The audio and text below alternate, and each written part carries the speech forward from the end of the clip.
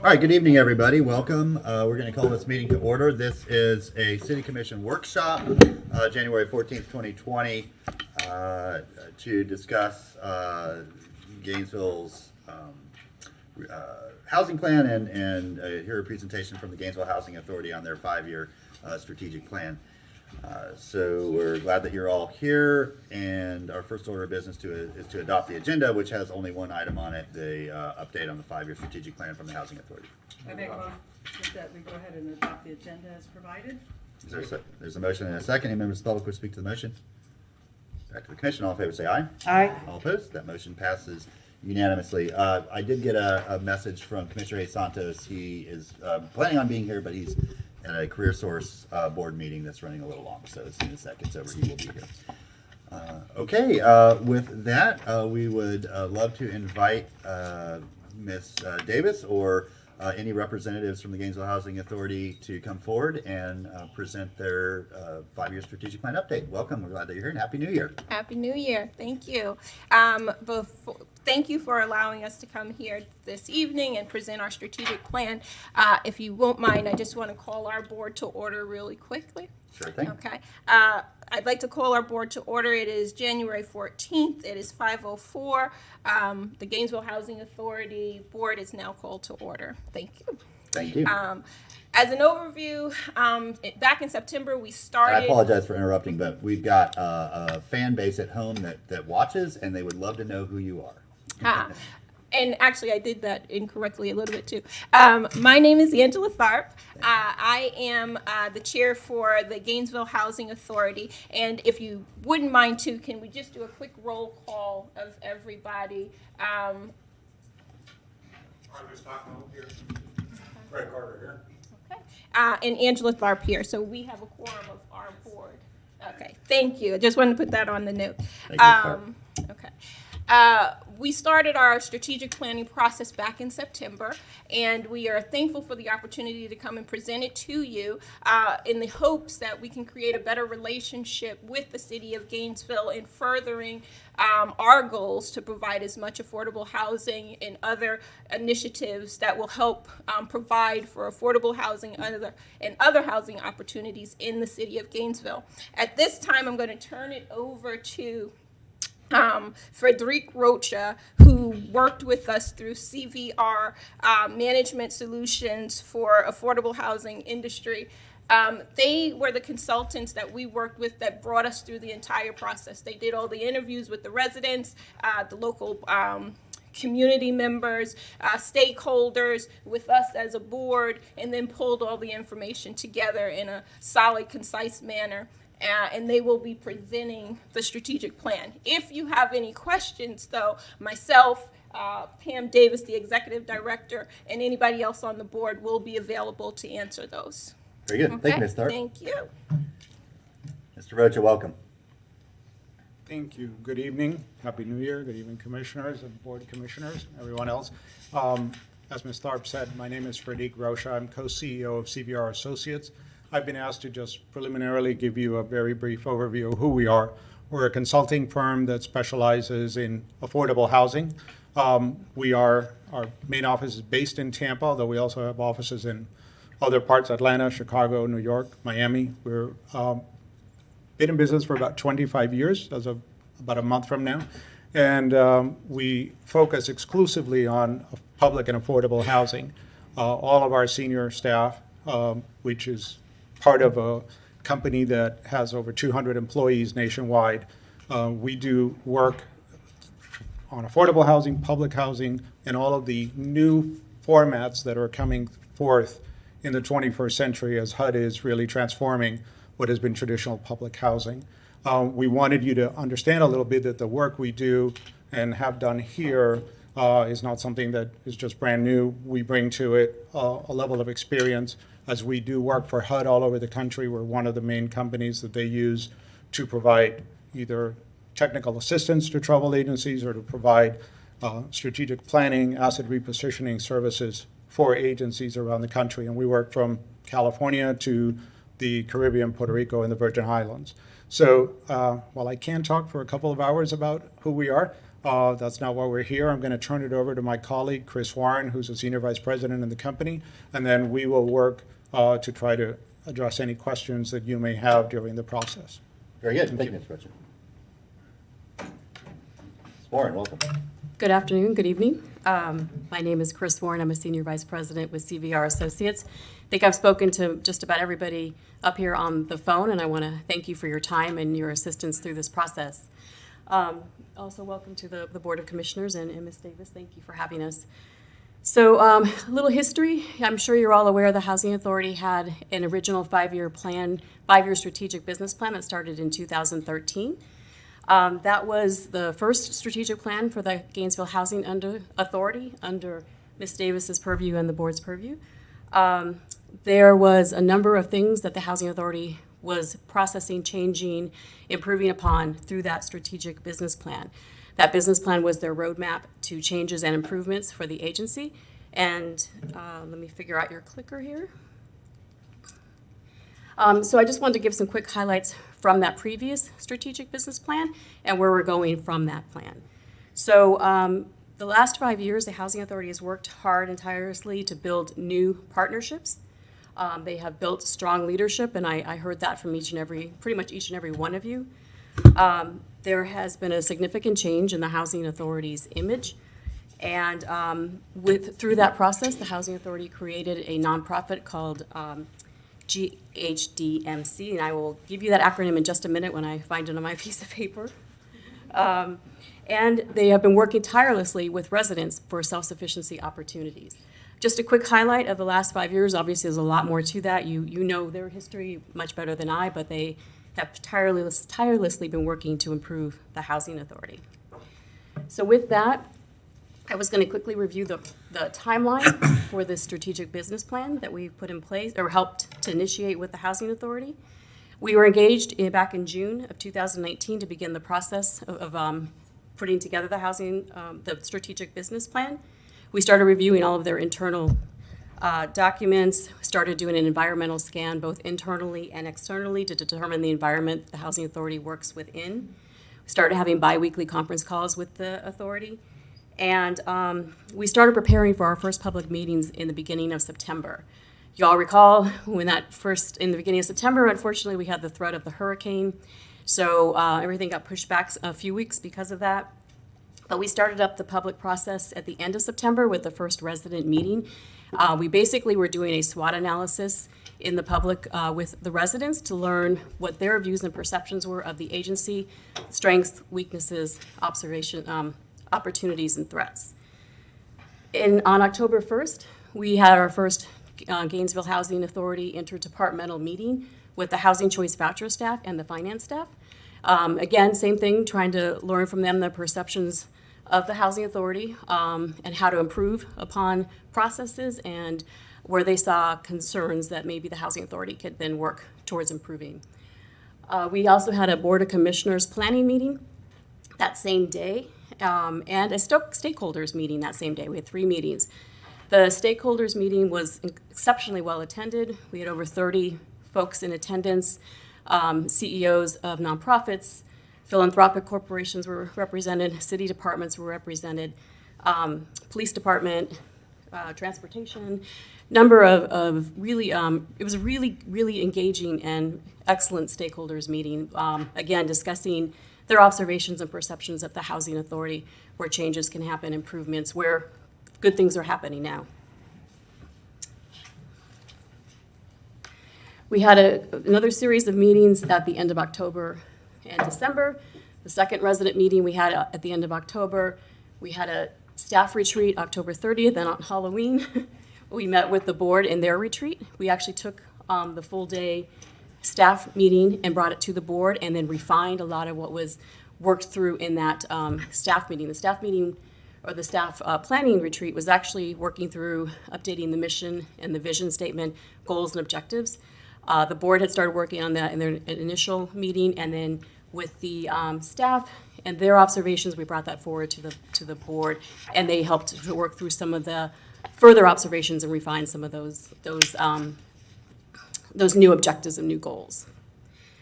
In December, at the end of about middle of December, we had a Board of Commissioners meeting to review the first draft of the strategic business plan and what came out of all of the meetings and the observations and the analysis that we put forth.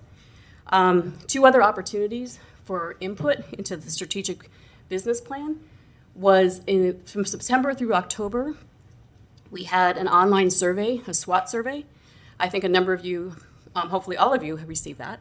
And we actually extended the deadline of that survey for 2 extra dates so that we could get more input. We didn't have as much response as we had hoped in the beginning, but as we started having our public meetings and bringing it to light, we started having more responses. So in the end, we had 87 surveys received.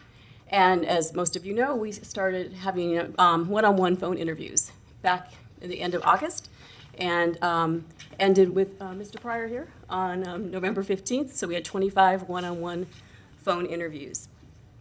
So again, all that was synthesized down and became the framework for the strategic business plan. So some quick highlights of the strategic business plan and the current environment.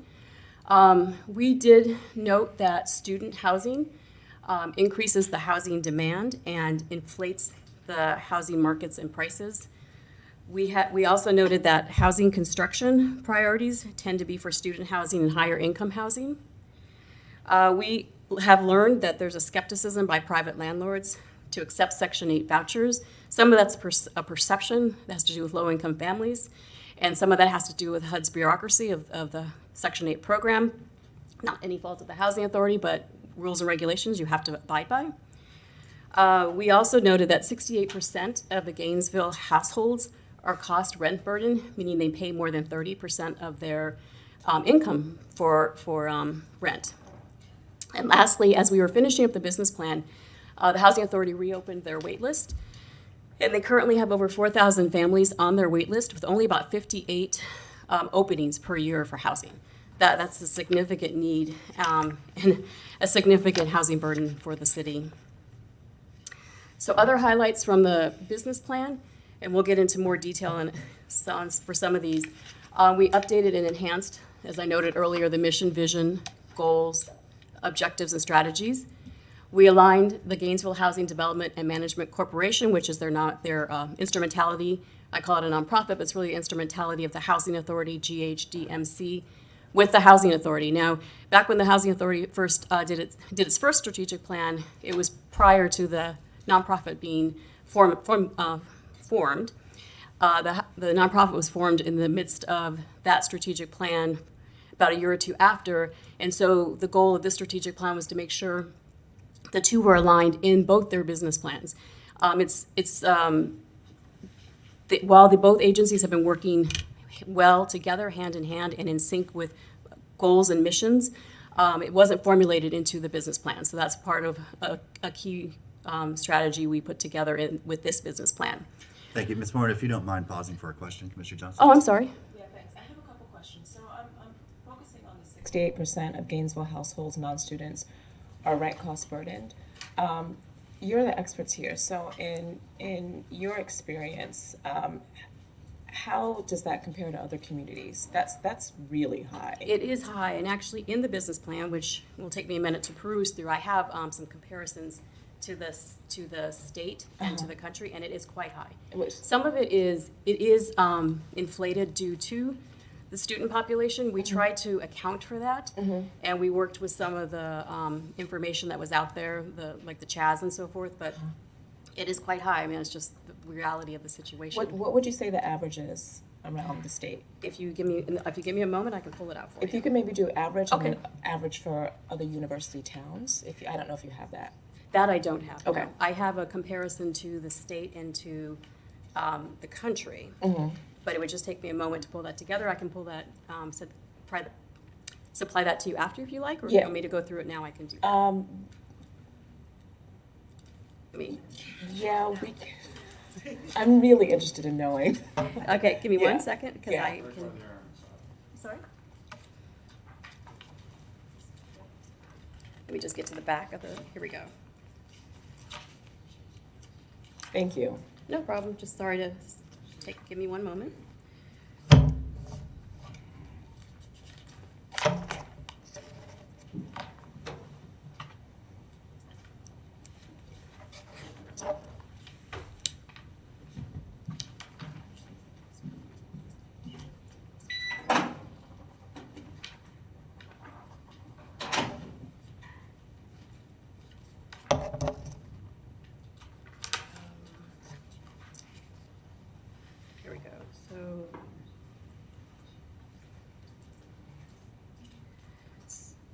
So what I have is that there's about a 54% high cost burden rate for the United States. And I'm looking for the state.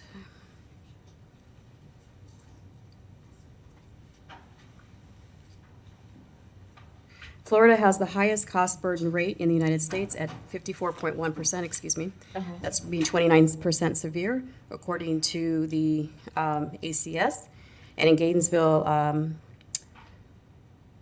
so that's, and then in Gainesville, it says, the other thing we noted in here is that Gainesville may be a harder place to rent than larger cities like Tallahassee, Orlando, Tampa, and Jacksonville. Okay.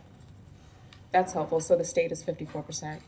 Yes, that's Okay. correct. And if you can, I'm moving on to the house, the GHDMC and GHA.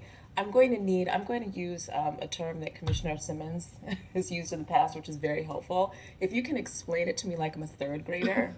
I don't at all understand The the differential. difference, what the two boards do, why they were formed, and if we can start with that, I might have some Absolutely. follow-up questions. I think it'd be better for Ms. Davis to give you that detail. Okay, thanks. Good evening, Mayor, Commissioners. Yes, I will answer that question for you. In 2014, the Gainesville Housing Authority created GHDMC, which stands for Gainesville Housing Development and Management Corp. What our board realized was that the Housing Authority was being forced to really just focus on the extremely low due to the regulatory requirements of HUD. HUD stated that 70% of our vouchers would have to be used for families that were extremely low income. And you know, that's 30% and less in our community. And that 40% of our new admissions to public housing would have to be the extremely low. We were leaving out many of the working poor here in our city. So the board created a nonprofit organization for two reasons. One is to get the Housing Authority off the dependency of HUD. And the second reason we created that nonprofit was to address the affordable housing issues in our community for the working poor.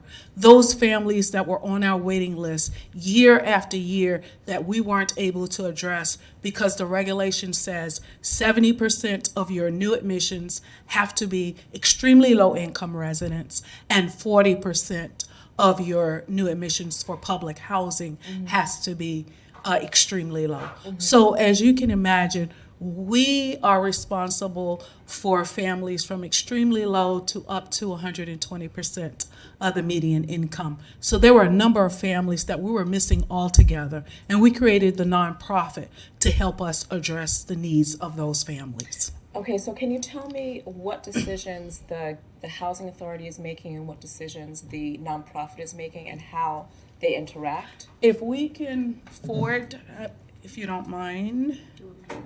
And those Yes, are two the separate. Those are two slides. separate boards. Yes. The Gainesville Housing Authority Board and GHDMC boards mirror.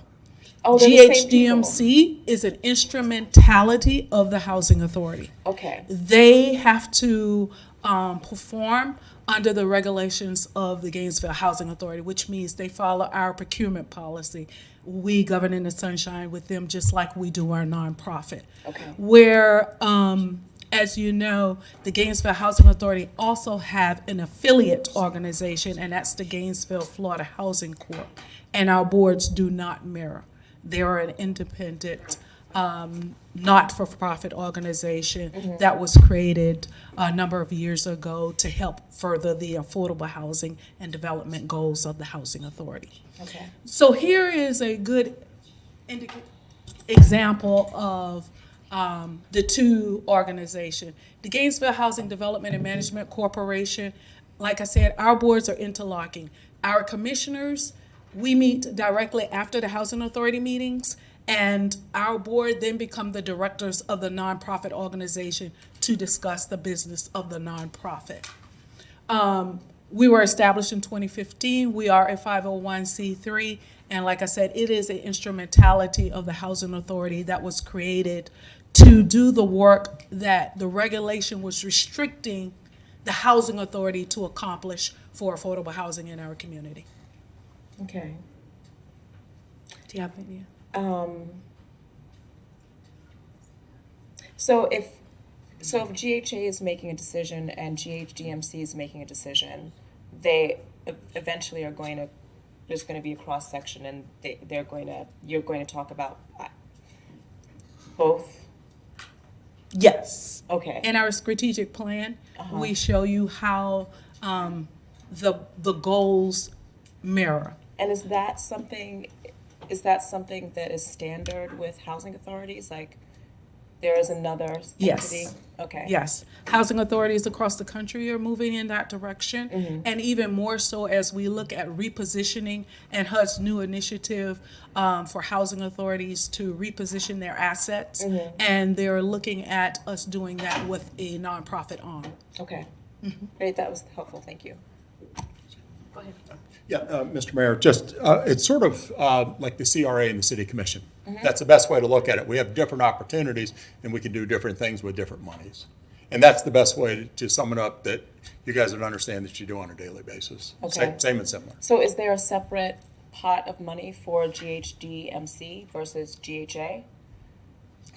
Yes, we have. That's a whole We nother. operate differently. We started GHDMC with a loan from the Housing Authority. Okay. And now the GHDMC has its own line of business. We have added 18 townhomes to our portfolio. We have 3 single-family homes. And we're currently working on 2 special needs units that will be coming online in the next couple of months from a donation we received in a lot from the city. Okay, through Through GHDMC. GHDMC, yes. Got it, thank you. Okay, thank you, Commissioner Ward. Thank you, Mr. Mayor. Thank you for the description there. That was helpful to me as well. It was essentially most of my question, until we brought up the slide with the Gainesville, Florida Housing Corporation. That's a different set of individuals on that board, correct? Yes. And I know that most of the Housing Authority / DMC board are here with us. What about the Housing Corporation? The corporation was not able to be here today. I did speak with Ms. Rosa, as you know, who is the president Okay. of Gainesville, Florida Housing Corporation, and she was undergoing a medical treatment this morning. But she wanted to be here, but they were unable to be here, and Derry was in trial. So I know Ms. Rose is on there. Is Chief Jones on there? Is that accurate? Yes. Okay. And how many folks are on that? 5. Okay. All right. So relatively small board, and that is the organization that owns some of the property that you deal with. Accurate? They own Seminary Lane, yes. All right. Other properties or primarily that? Just Seminary Just Lane. Seminary Lane. Okay. All right. Thank you. You're welcome. Commissioner Johnson. Yeah, can you tell me, so there's, can you tell me who the other 3 people are on that board? Carl Smart, Mm-hmm. Zoo, and I don't want to mess up Zoo's last name, Zuzuku Duale, he's at the state attorney's office. Okay, and Derry Lloyd. okay, great, thank you. And because it's incredibly relevant, Zoo is a former economics student of mine. Just to make sure that's clear. Great board. Don't hold that against him. Okay, we have answered the questions from the dais at this point, so if you want to continue, please do.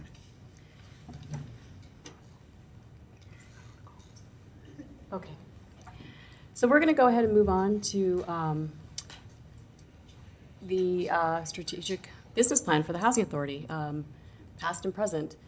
We, again, through our meetings with the board, with the staff, and the public, as well as even some of our interviews with you, took to heart what you had to say, and we worked diligently on the new mission statement for the Housing Authority.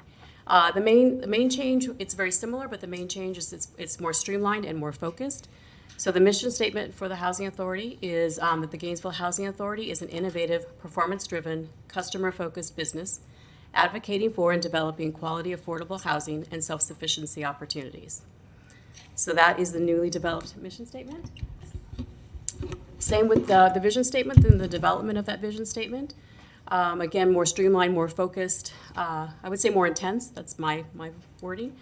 The Gainesville Housing Authority will be the leader in developing affordable housing while promoting self-sufficiency and improving the quality of life for members of the community. Again, the vision statement is the future statement, right? So it's what the Housing Authority wants to achieve. The mission statement is what it is going to achieve in the present. So both having to do with leadership, community,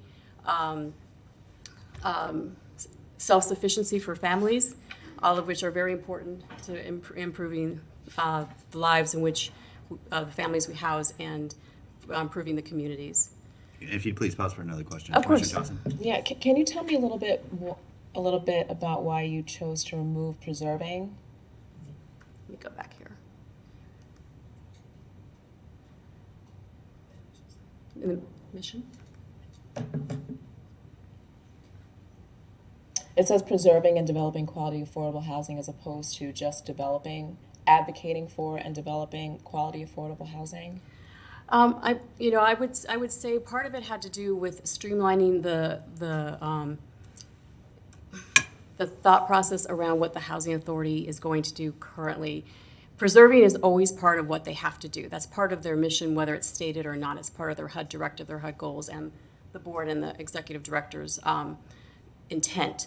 So while it may not be that explicit in the new mission statement, it is part and parcel to everything that's required from a regulatory as well as a management perspective and a policy perspective. Okay, I would just offer that I always go back to this. Someone really smart told me one day that if it's not written down, it doesn't count.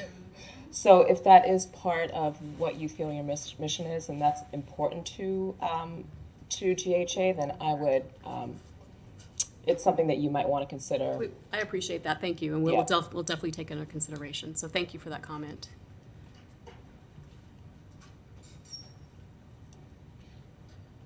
Okay. Any other discussion on the mission and vision as it's been updated? Please continue. Okay. So we'll review the GHA goals in detail. This is just a quick overview slide. The previous strategic business plan had 7 goals, and the current one continued to keep the 7 goals. Now, I would say they kept them, but they actually are still relevant, and they still guide the agency. The consensus between the board and the staff was that while a number of the objectives within these goals had been met, there was still much more work to do. And they still felt, again, as I said, relevant to the agency and really were good guidance for the agency. I do want to denote, and we'll go into more detail, the first goal is the one that has been changed. And the original goal was portfolio management and expansion. And you'll see that's now called portfolio management, repositioning, and expansion. And we'll talk about that on the next slide, I believe. So I know it's a little difficult to read, but essentially, as I noted earlier, that this goal was expanded to the repositioning segment. And what repositioning means is it's sort of a new key term for HUD. But it's a key term for public housing agencies. So HUD is phasing down public housing. I mean, that's just the reality of the situation. The paradigm and the way public housing authorities run today is changing and has to change. Funding is dwindling, and no one expects it to increase. And so there has to be a way for public housing agencies to continue to preserve, maintain what they currently have as their portfolio, but then they still need and want to address their portfolio and build on their portfolio for the city and the county. So the repositioning is a way for HUD to allow agencies to reevaluate their portfolio and bring about new funding streams, new ways to augment the their enhancement of their portfolio, I would say. The way HUD is doing this, again, is recognizing they don't have the funding for the agency. So they've changed up and added flexibilities to their programs that didn't exist before.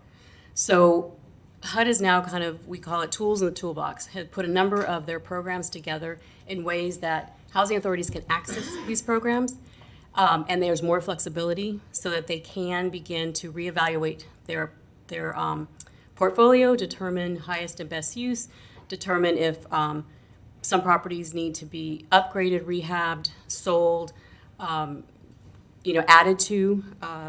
There's a program as part of this financing, as part of this tools in the toolbox called the RAD, which is the Rental Assistance Demonstration Program. And it has to do with allowing housing authorities to change their subsidy platforms. So right now they use an ACC, what they call ACC, Annual Contributions Contract Subsidy, typical public housing subsidy, which again is dwindling, and allowing them to change that out for a housing choice voucher subsidy, whether it be project-based vouchers or actual individual mobility type vouchers. So it's one of the mechanisms for housing authorities to look at bringing in a subsidy that's more defined, more stable, and actually receives a slight increase every year, unlike a public housing subsidy. But there are a number of other tools in this toolbox as part of repositioning for housing authorities to look at. There's what is called Section 18, which has been around for a long time. It's demolition disposition. But again, the flexibilities, how public housing authorities can use that has changed substantially. So where it used to be a very difficult program to use, it's now a little more available to housing authorities to use. There's a number of other financing tools called mixed finance. That's what you see with Woodland behind the housing authority and the work that they're doing now. There's also a program called voluntary conversion. It's sort of similar to a RAD program where you can change out your subsidy from your traditional subsidy to your housing choice voucher subsidy. So there's all these avenues for housing authorities to begin to reinvent themselves because HUD isn't going to do it. And obviously they want to, housing authorities, in particular Gainesville, wants to preserve their housing stock and wants to increase their housing stock. And they're not going to do it with HUD. So the way they go about doing this is looking at these new financing avenues, financial tool avenues. GHDMC is another key component of that. Without that nonprofit working hand in hand with the housing authority would be much more confined to just what's within the HUD requirements of what they can do. So this goal has expanded and changed, and it was very strategically done because of the way HUD has changed how it does business. So housing authorities have to change how they're doing business. So this is just the start of looking at what tools are in the toolbox, how Gainesville Housing Authority can take advantage of those, and how their portfolio can improve or change with these tools in the toolbox. I would just add to this particular goal that there is what you don't see on here is there's a strategy that goes with this goal, and that strategy is that GHA will expand its housing portfolio. The agency will maintain its current assets through quality management while seeking traditional and non-traditional portfolio expansion that complements its mission, values, and business models. So again, some of the key objectives just to highlight under this goal would be the first one, which again, analyze all development and redevelopment opportunities within HUD's new paradigm to determine repositioning options for GHA. Kind of what I just went through and discussed on the introduction for this goal. The other thing the Housing Authority wants to focus on is increasing the number of housing units. Their goal is within 5 years to increase the housing units by 500. That doesn't mean new units necessarily. That could be acquisition, again, preservation, rehabilitation, vouchers, partnerships. So building on their base of current portfolio units and adding to that number for increasing the availability of affordable housing within the city and county. And if you'd please pause for another question, Of Commissioner course. Simmons.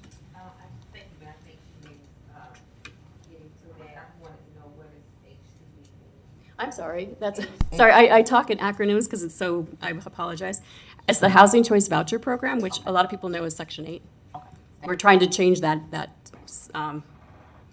name of that so that's Housing Choice Voucher. Thank you. There's no more discussion on Goal 1. I'm going to move on. Please. Okay. Goal 2 is human resource management. Really more of I would say an internal goal to the Housing Authority, but it really is external too, because It's a customer service-driven component. It impacts the community and as well as the housing authority internally. So the strategy for the human resource management goal is that the housing authority will cultivate an environment that fosters professional development, rewards high achievement, and promotes team building. The agency will be an inclusive, progressive, and competitive employer focused on employee engagement and retention. And I think two key objectives just to highlight under this goal are the development of an internal communications plan and the development of a succession plan. So just some quick highlights with that particular goal. Goal 3 is self-sufficiency and independent living. Again, what I failed to point out was the strategies I'm reading, which are not on these slides, are all updated from with all the work we've done with the board and with the staff, and within the public meetings and what we heard from the public. So goal 3, the strategy is that the GHA will ensure all of its residents are linked to the critical support services that will provide opportunities for self-sufficiency and or independent living. All work-able adults will be expected to enter the workforce and transition to unsubsidized housing. So some key objectives to highlight under this particular goal is that the Housing Authority will develop training to educate staff on all self-sufficiency programs available for residents. And this is really important because all staff meet with residents in one way or another throughout the day, throughout their work. And if they are knowledgeable of all the programs that are available to residents, to low-income families, staff can make this known to those families as they're meeting with them. So it helps to build the communication and the availability so the families know the opportunities available to them. So it's not just a family coming in and looking for a particular program, but staff then are on the ground making those recommendations to families as they're meeting with them. Another objective is to create a resident action plan to guide and lead to self-sufficiency. So this would be like a case management kind of plan with residents one-on-one to really get to the core of some of the needs and really work with families one-on-one for those who need it. Rather than, again, a family may be thinking, I might need this program and just try and stop into the agency, but there'd be more of a direct case management approach to as many families as possible. I'm probably putting a little more on you then, but that's would be a goal.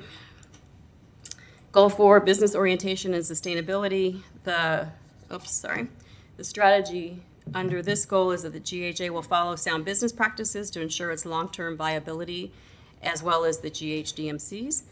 So some key objectives to highlight under this goal is that the Housing Authority will annually report out on its strategic business plan.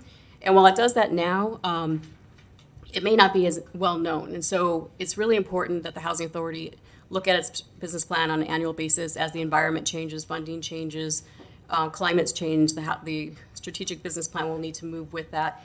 And so for the Housing Authority to report out on a more public way so that everyone knows where it is and with its business plan and its goals and objectives.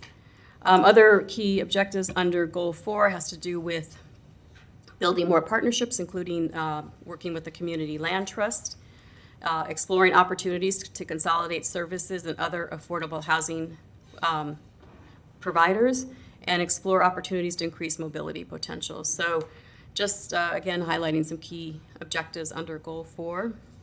Ms. Warren, you have another question from Of course. Mr. Simmons?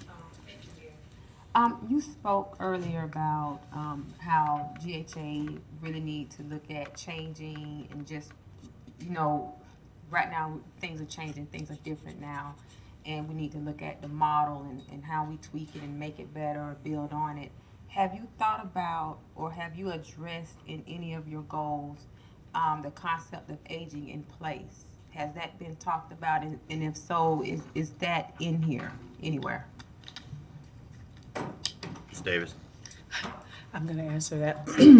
We have actually discussed that in our business plan for GHDMC. The board has had some conversations about when in the future, when we're looking at designing housing, especially for our seniors, that we look at opportunities to instruct those new developments where it will be easier for our seniors to age in place. Okay, thank you. Commissioner Warren? Thank you, Mayor.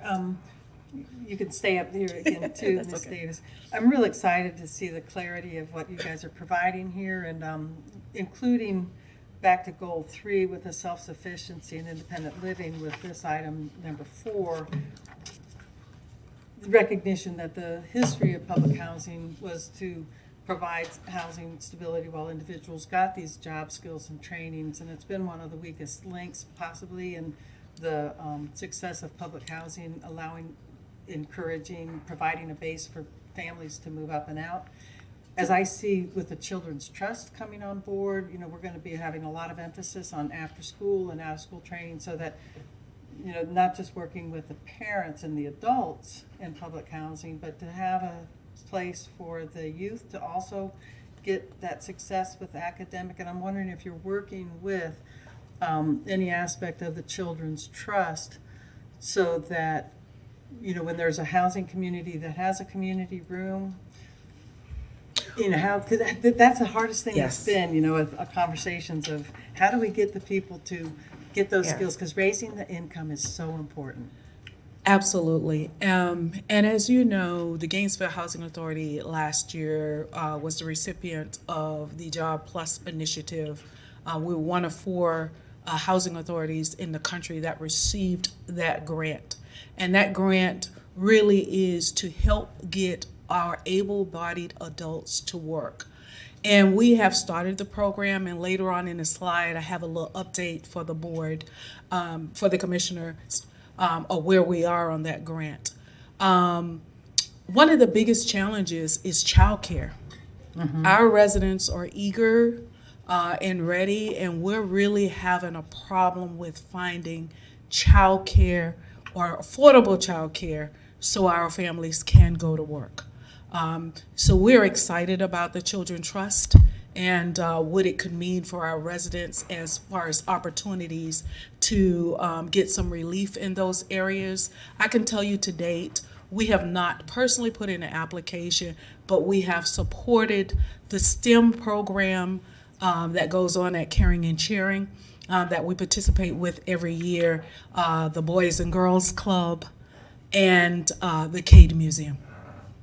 That's great. Yeah, the child care is, again, it'll fit with the Children's Trust and this other thing about breaking the cycle while the parents are able to get their training. Absolutely. And we're having conversations with Caring and Sharing because, you know, education is their business, and we're talking about them and how we might partner in the future with them taking care of some of that. We're about not doing everything ourselves, but definitely having those strategic partnerships that make sense to make sure the needs are being met in the community. That's nice to hear, and I look forward to hearing an update about the computer room out there. Absolutely. Thank you, Mayor. Thank you. Please continue, Ms. Warren. Please. We'll move on to goal 5. This is board leadership. The strategy under board leadership is that the GHA board members will be engaged and possess a diverse set of knowledge and experience to help further agency goals and governance. And I think a key objective under this particular goal has to do with educating the public on the strengths, regulatory powers, and capabilities of a public housing agency. I think there's a lot that's unknown of a public housing agency, and sometimes they get blended into, oh, they're part of the nonprofit world, or they're over there. We don't really know what they do. And I'm not saying that happens here, but that just it tends to be a trend. And so it's very important that the housing authority make themselves known as to who they are, what they can do, and how they can be a great partner. And I know Ms. Davis is going to talk a little more about that in the next couple slides. Goal 6, community and regional engagement. The strategy under this is that the GHA will initiate engagement and partnership with key community and regional stakeholders to promote the vision and mission of the agency. So some key objectives to highlight under this goal would be to develop MOUs with critical service providers, to advocate for legislative initiatives and local ordinances. This is really key because not just locally, statewide, and even nationally, there's a lot of, let's say, oh, did I miss that? Yeah, please, thank you. Sorry about that. there is a lot of, I would say, ordinances or laws that make affordable housing development very difficult. And so working locally as well as with the state and nationally to try and break down some of those barriers. I know that in your consolidated housing plan, there's a number of items to help break down some of those barriers. But the more that public agencies can do together, the better everyone will be with regard to being able to develop and enhance their portfolio for low-income families. And then the final objective I just wanted to highlight under Goal 6 is to solidify the city partnership and support on furthering the development of affordable housing. Clearly, it plays into what we just discussed, and Ms. Davis will touch a little bit upon that in the next couple of slides as well. Our final goal is Goal 7, which is the marketing and image building goal. Strategy under this one is that GHA will expand the marketing of its image, mission, and services to bring clarity and transparency in telling the story of its business impact and public good. GHA will be recognized as the housing leader and an advocate in the community. I think the key objective under this is developing a comprehensive marketing plan. The Housing Authority has already engaged a marketing consultant to help them tell the story, spread the word. I think one of the key things we heard from a majority of you was there's good communication, there's strong leadership. We want to hear more. We want to know more. Please bring that forward. And so this marketing plan would help to do that on a more regular basis. And I think just be much more transparent. And again, just spread the word of all the good work that the Housing Authority is doing and then how other people in the community can partner with the Housing Authority to build upon that. So with that, we're really at sort of next steps with the strategic business plan. We have to finish detailing out the SMART objectives. So those objectives need to be expanded upon. So what you saw was the list. Now we need to put detail to that list. We need to say timelines for those objectives. We need to give specific strategies. We need to put responsible parties to those objectives so that people are held accountable to those, obviously besides the board and Ms. Davis, but staff. Everyone needs to be held accountable to those objectives. I mean, things will change, but we need to develop those. There needs to be continual, again, as we noted earlier, review and updating of the plan on a quarterly basis, probably internally, but then on an annual basis with the board and Ms. Davis. And really make sure the Housing Authority is refocused on these new goals and objectives and everything that they do in their daily business and interaction with the community and with the residents. As everyone knows, a strategic business plan is a dynamic plan. It's going to change. It needs to change. It can't be stagnant. Otherwise, no one will be successful. But they want to make sure that the goals and objectives are achievable and they are successful in those goals. With that, I want to say thank you. I also want to say thank you to Ms. Davis and her board. They've been an excellent partner to work with. Really, really have enjoyed the partnership, the interaction. And I have to say, from a personal note, that this Housing Authority is a very progressive housing authority. She has done a tremendous amount, she and the board, in the last several years with this agency. And a great point to that is the Jobs Plus award, grant award this year. I mean, I can't tell you how many people apply for that and how many people want that, and she's one of a few agencies across the country that received it. And just to see the tremendous dedication in that agency and what people strive for and what they believe in has been quite remarkable, and I've really enjoyed the partnership. So I just wanted to say that on a personal note. And with that, I think we'll move on. Thank you, Ms. Warren. You may want to stay close. We do have several questions here. I don't know if they're going to be for you or Ms. Davis. Commissioner Simmons? Thank you, Mayor. I just want to make a comment. Looking at Goal 6, number 8, to establish a resident advisory board for GHA, I think that's phenomenal. You get the community engaged and have them or allow them to partake in whatever you all are trying to achieve and give, and it allows them to have ownership. So I think that, if not the most important part in this whole plan, is right up there, because I think that would truly make a difference. And you know, maybe get to a point where they can get out of this situation and move forward, and it teaches them and it shows them, it just gives them a whole another level of confidence. So I think that's great. Thank you, Commissioners. We do. Thanks. Commissioner Warren? Thank you, Mayor. Looking at the goals also and the relationships of the community and regional engagement, and because we have been so involved with the local continuum of care, which is also a model after anywhere in the country you can go and you can find a local continuum of care who's working on these same issues overall. I was just wondering, you know, that I have not seen that mentioned as one of the significant partners in your goals and objectives, and would just wonder if that wouldn't, you know, to be considered, making sure that that's recognized as a key partner in any of your objectives, or maybe you were just looking at today as being about what the city's relationship is with you, but then I saw other Yeah. partnerships that So- were mentioned, so. One of the things that we wanted to go back to with the city is looking at developing this strategic partnership in our city of our housing providers. I think one of the things that I've gone to a lot of meetings. I go to a lot of meetings as it relates to homelessness, the COC, we go to the city, we go to the county, we talk about the comp plan, the LHOP. But how do we bring it together where we have a master plan to address housing in our community? That's what we need. We have to have someone who will take the lead and that will be willing to work with our partners. And we're here saying that the Housing Authority believe we are your partner to help do that in this community.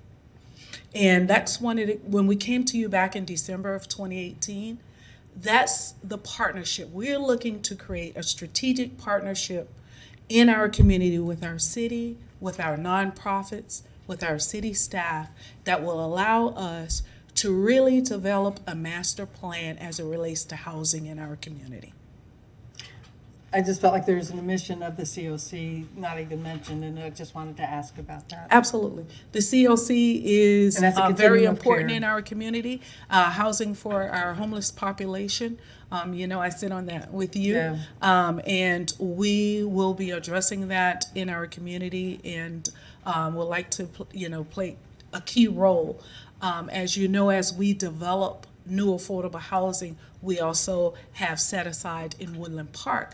After our original residents come back, as units become available, we have set aside 9 units that will be available for the homeless on a continuous basis. So we're committed to working with our community on the homeless issues. Well, and on the last note, just to say that you really have provided an excellent role in leadership, Thank as you. we do see more and more, or less and less coming from the federal and state funds, the way you're creating the self-sufficiency here. I'm really excited to see what has been accomplished, and thank you for that. Thank And thank you. you for the board members for all that you've done to help provide that conversation and guidance. It's really is something to recognize. There are some deeply committed people who work with you. I appreciate that. I want to say thanks. We're not done, but it's a good move. It's a good start. And Thank you, Mayor. Thank you. was And just gonna Commissioner add- Ariel? It's okay. Any thought? no, go ahead. Thank you, Mr. Mayor. I don't have a whole lot to say, but I hope what I say will be received very well. I think that this is a really, really significant step.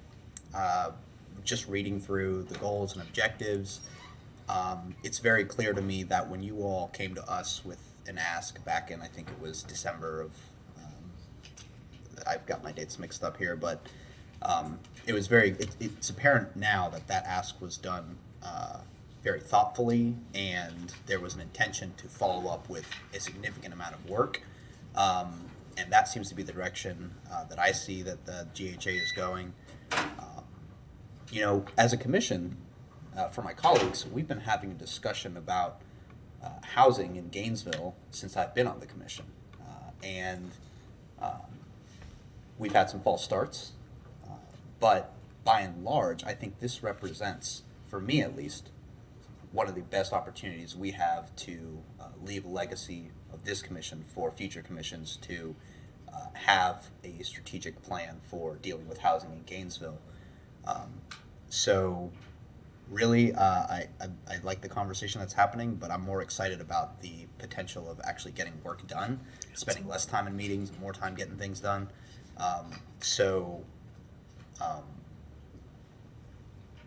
I'd like to just go ahead and move the. There's no motions, it's a workshop. It's a workshop. Workshop. Yeah. We're more educated today. Even symbolic motions, huh? All right. Well, in any event, I think that it's not too much to consider these asks, and I think that we should take those steps and get on with it. Thank you. Thank you, Commissioner Ward. Thank you, Mr. Mayor. Thank you all for being here, both as consultants, as a board, and the executive director, and the community folks who are here this evening, who are not directly involved. I appreciate everyone's concern and care for this. I appreciate all the information you've given us this evening. I love the interconnected ideas here. We do all have to work together to make any kind of difference, and I'll make a little comment here, and then I'll have a question as well. You talked earlier about how HUD is not providing the dollars anymore. Correct. And I want to drive that point home for a second. The progress that was made in many decades on public housing, on affordable housing, was done with significant federal investment. Our investment being returned to us, our tax dollars coming back to us instead of necessarily going to other places around the world to blow people up. That matters. When we talk about it, it does not have to be an inevitability. It has been a long slide since the 1970s in funding of HUD and having that HUD money come back to our communities, to the point now where it's a trickle of what it used to be. If we go back to the 1930s, when we started to fund affordable housing through the New Deal and on through the Great Society programs, there was actual funding, real funding that real people could benefit from. Starting in the late 1970s, that slowed down, and now it's a trickle. It doesn't have to be like that. If you're watching at home, if you're sitting here in the audience, if you wonder why, elections have consequences. There's an election in November, and you can make a difference. Vote for people who care about funding this sort of thing. Yes, that is not a Gainesville City Commission issue right now, but this is where the rubber meets the road with that stuff. And it's worth saying and talking about in meetings like this, that it does not have to be that way. You can demand better, we can demand better, and we darn well ought to demand better with our tax dollars. So, that out of the way, let me ask you a question about the Housing Corporation.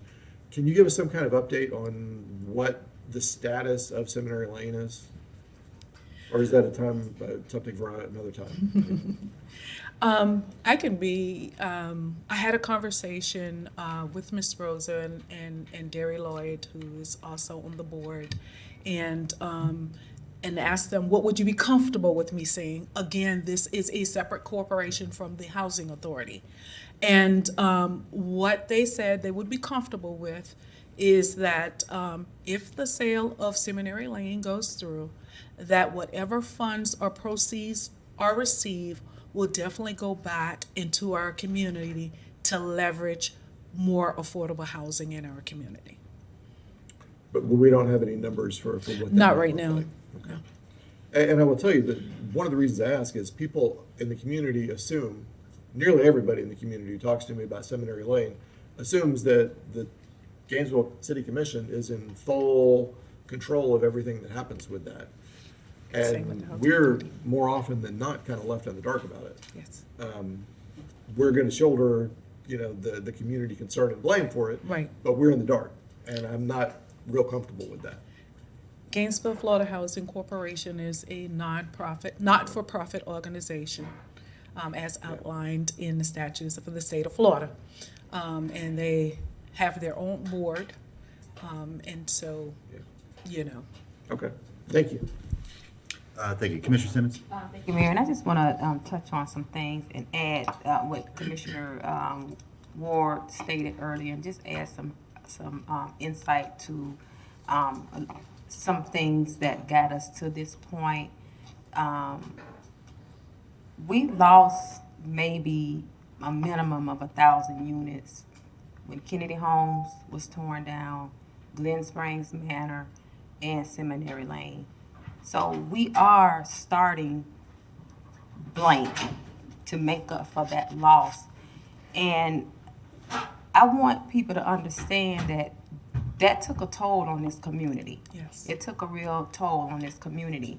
And when we talk about HUD funding and the access or lack thereof of monies, if we, in my opinion, if we would have had Kennedy Homes, Seminary Lane, and Glen Springs Manor, it may not be as much as a heavy lift as we're facing today.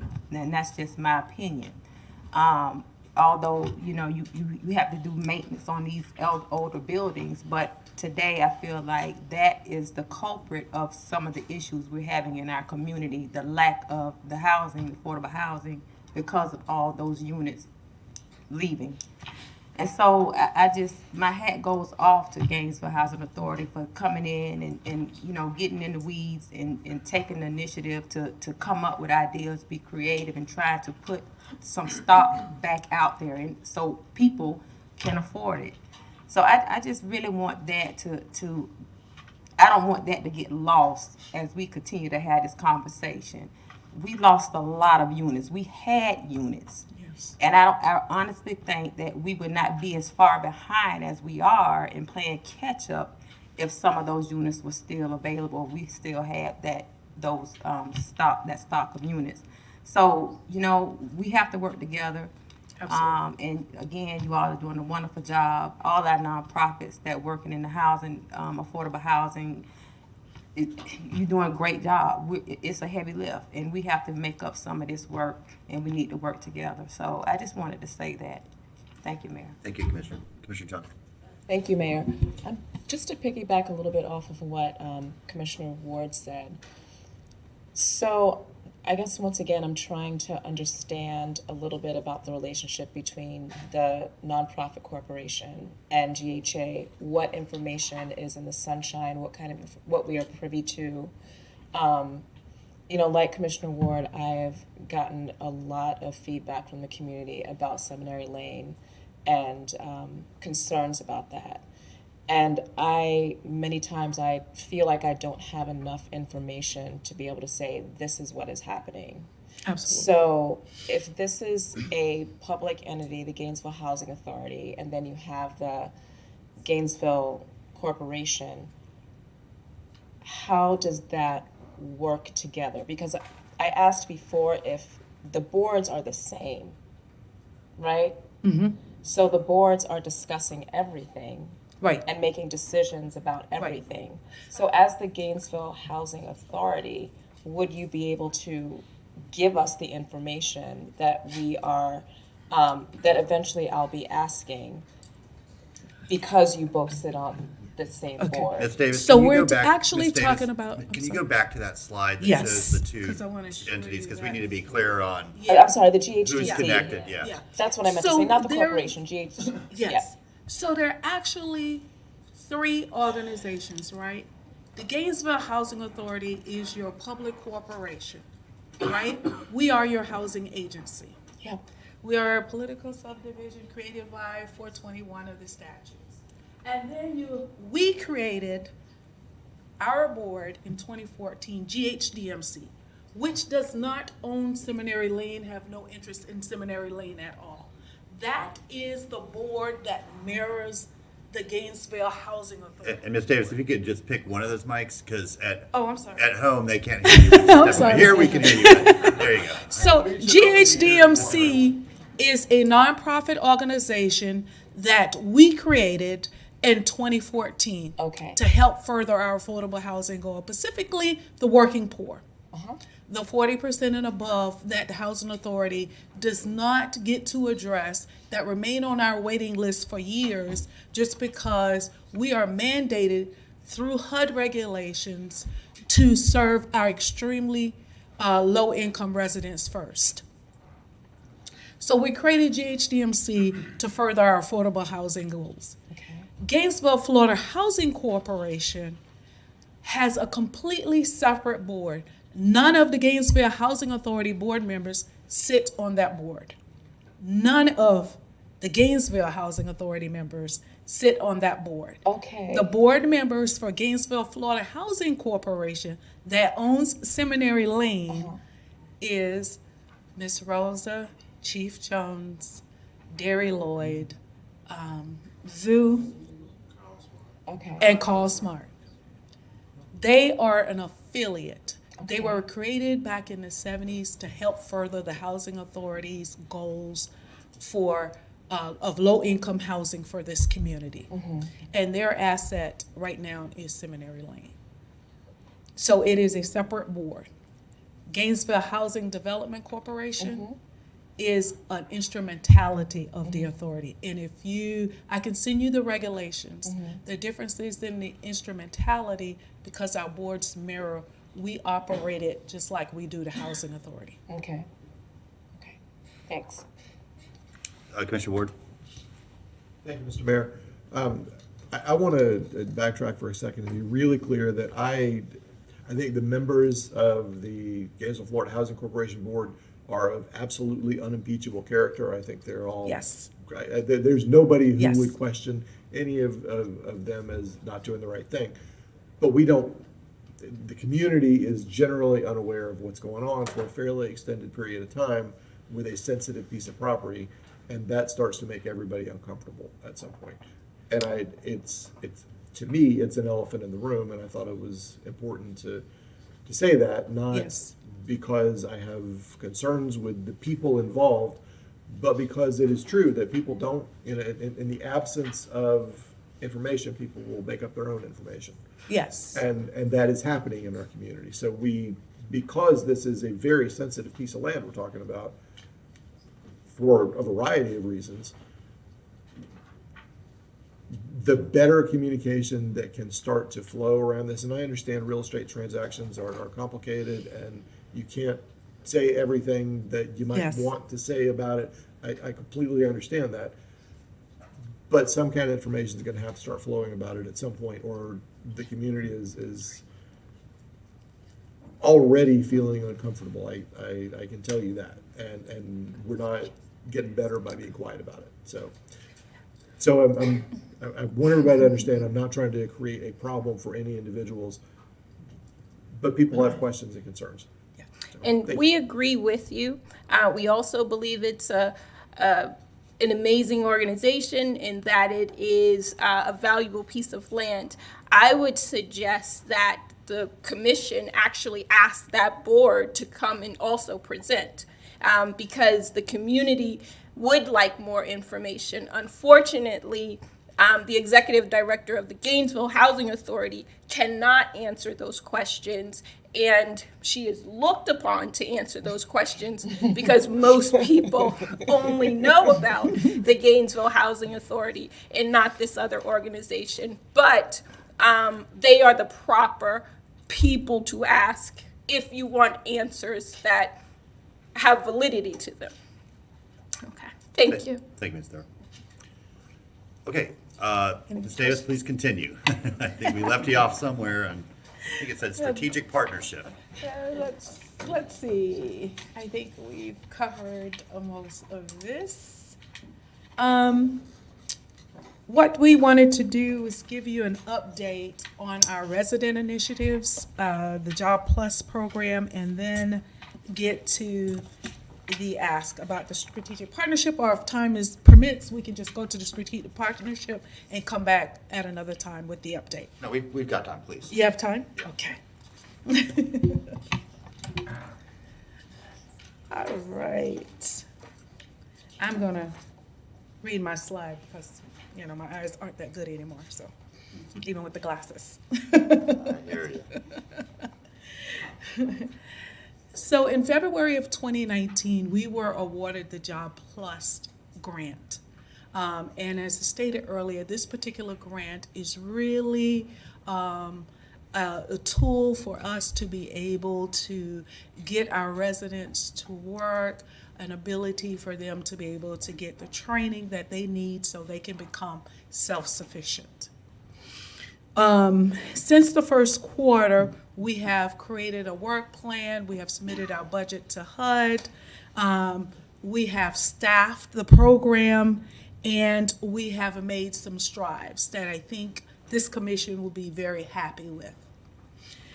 One of the major components to the Job Plus grant is that all of our residents that live in our AMP3 developments have an opportunity to go to work for 4 years, and none of their income from working will cause their rent to increase. What an amazing opportunity, right? So we have some SMART goals for this program, and our target for the first year is to get 150 families enrolled in the JPEID program. I'm happy to tell you, through December, we have 211 families that have enrolled for this program.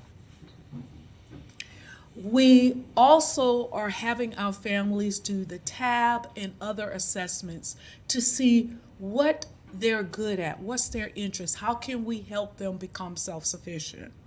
Our goal for the first year is to have 150 families to take these assessments.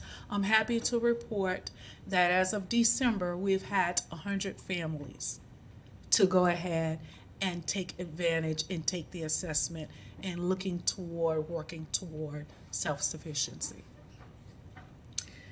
We also have a goal of about 100 families to take the post-test.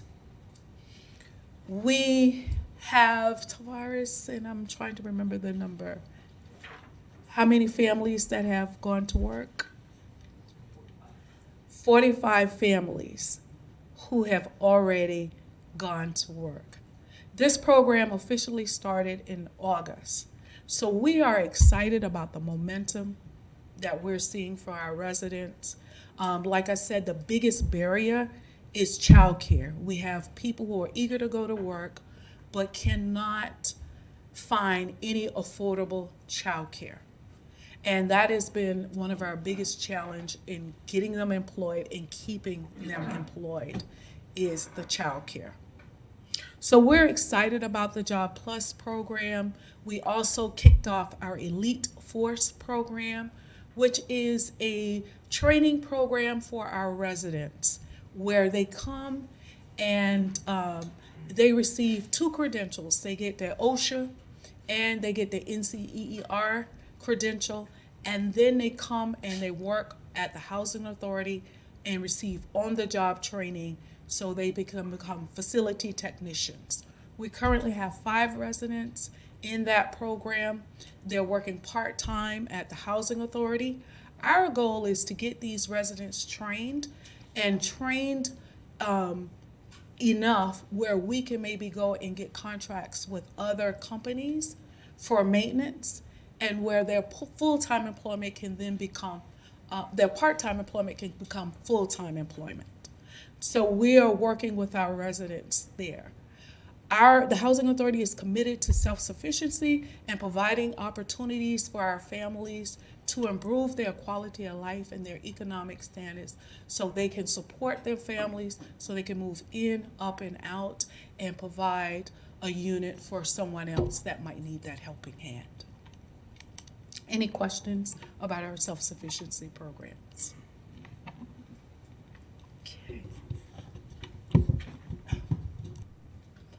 Okay, now we'll get back to the ask. As the commission knows, we really came before you in 2018 looking to create a strategic partnership with the city and the staff of Gainesville. It is our belief that it will take a strong strategic partnership to be impactful in this community to address the needs of affordable housing. The Housing Authority cannot do it by itself. The city and the county can't do it alone. We really need someone to drive the affordable housing issue home, and the Gainesville Housing Authority is coming to you and saying, as a public organization, we believe we are your partner to help you do that. And so we want to further the conversation with the city. I know this is a workshop, and we'll be happy to come back when we can make some motions about how we can develop that partnership further and strong, and so we can really address the affordable housing issue here in our community. Thank you, Ms. Davis. I have a couple questions or follow-up comments, so please stick around. Commissioner Warren. I don't see that we've identified any progress towards any of those previous tasks, other than just cranking around in my own head what I've seen that has been done. But this may be, I'm going to go out on the edge here, but looking at your item that you have with the phrasing. Okay, so today's ask, identify any vacant lands, properties, or developments that may be suitable for furthering the Gainesville Housing strategic goal of adding 500 new affordable units. Looking at that and trying to think of what, we've got, and I know we've gone through with our housing department looking at a list of possible surplus lands, and we're still in that process of seeing who's most appropriate nonprofit for that. But in the time that I've been here, we've been doing a lot of work. There's Seminary Lane that's been on a long process of where's that land going to go. And I'm going to bring up Heartwood, but that's been a long process that's been going on. And having seen the work that you've done with Woodlawn and the strategic planning, getting the contractors in place to do a development there, and to, haven't not able to talk about this thought with my colleagues other than what we have now, to open a conversation to consider what might be possible. Are we on the right track with Heartwood to be just single-family developments? Or is there something that's still strategically available that we would be able to get more than 50 units even in that location with what's already been put in place? The big thing is that we've got a lot that's in place already, but it's way out there in the conversation that we haven't even thought about that. But what I have seen is we're having difficulty getting buyers to come in and have a house under contract to build. And we've got a realtor in place, but to wonder if there wouldn't be something that could be bigger.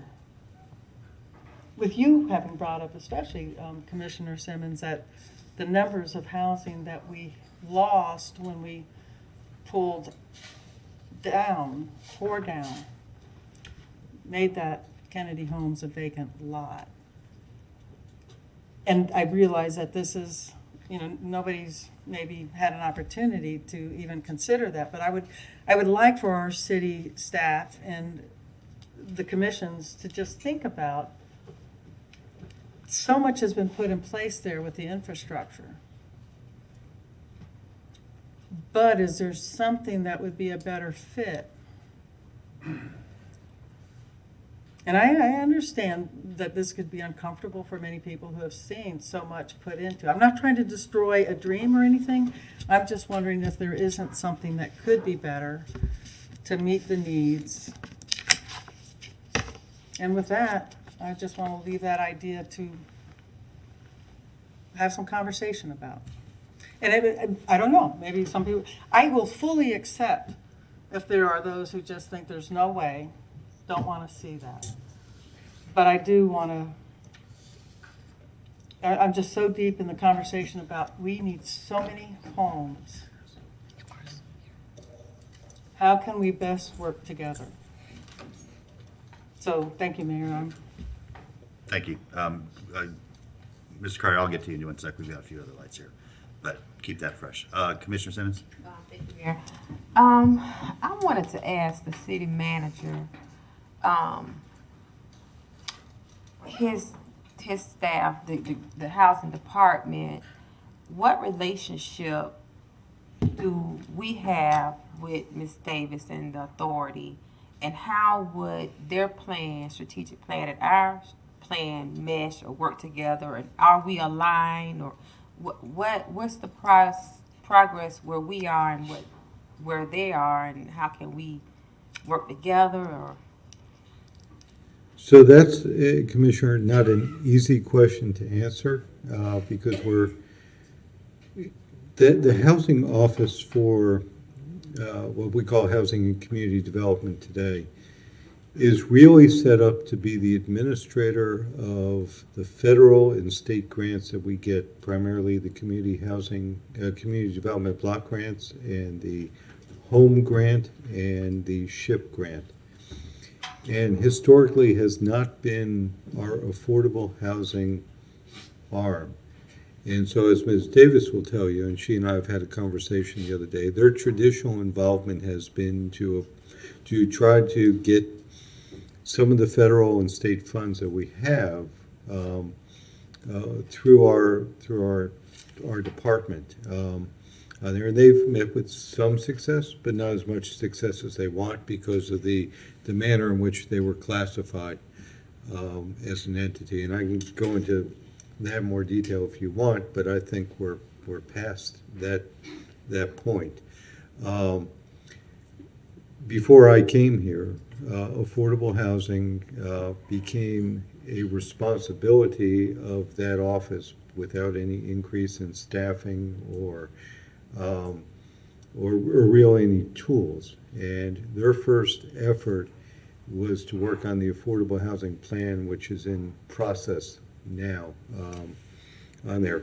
Affordable housing as a topic has really rested with the Department of Doing historically, but again, it's not really been a primary focus where it has been staffed up. It was something, and I don't want to speak for Andrew, but I'll sort of put this in context. It was sort of parked there and made a responsibility, but not really either funded in that regard or programmed.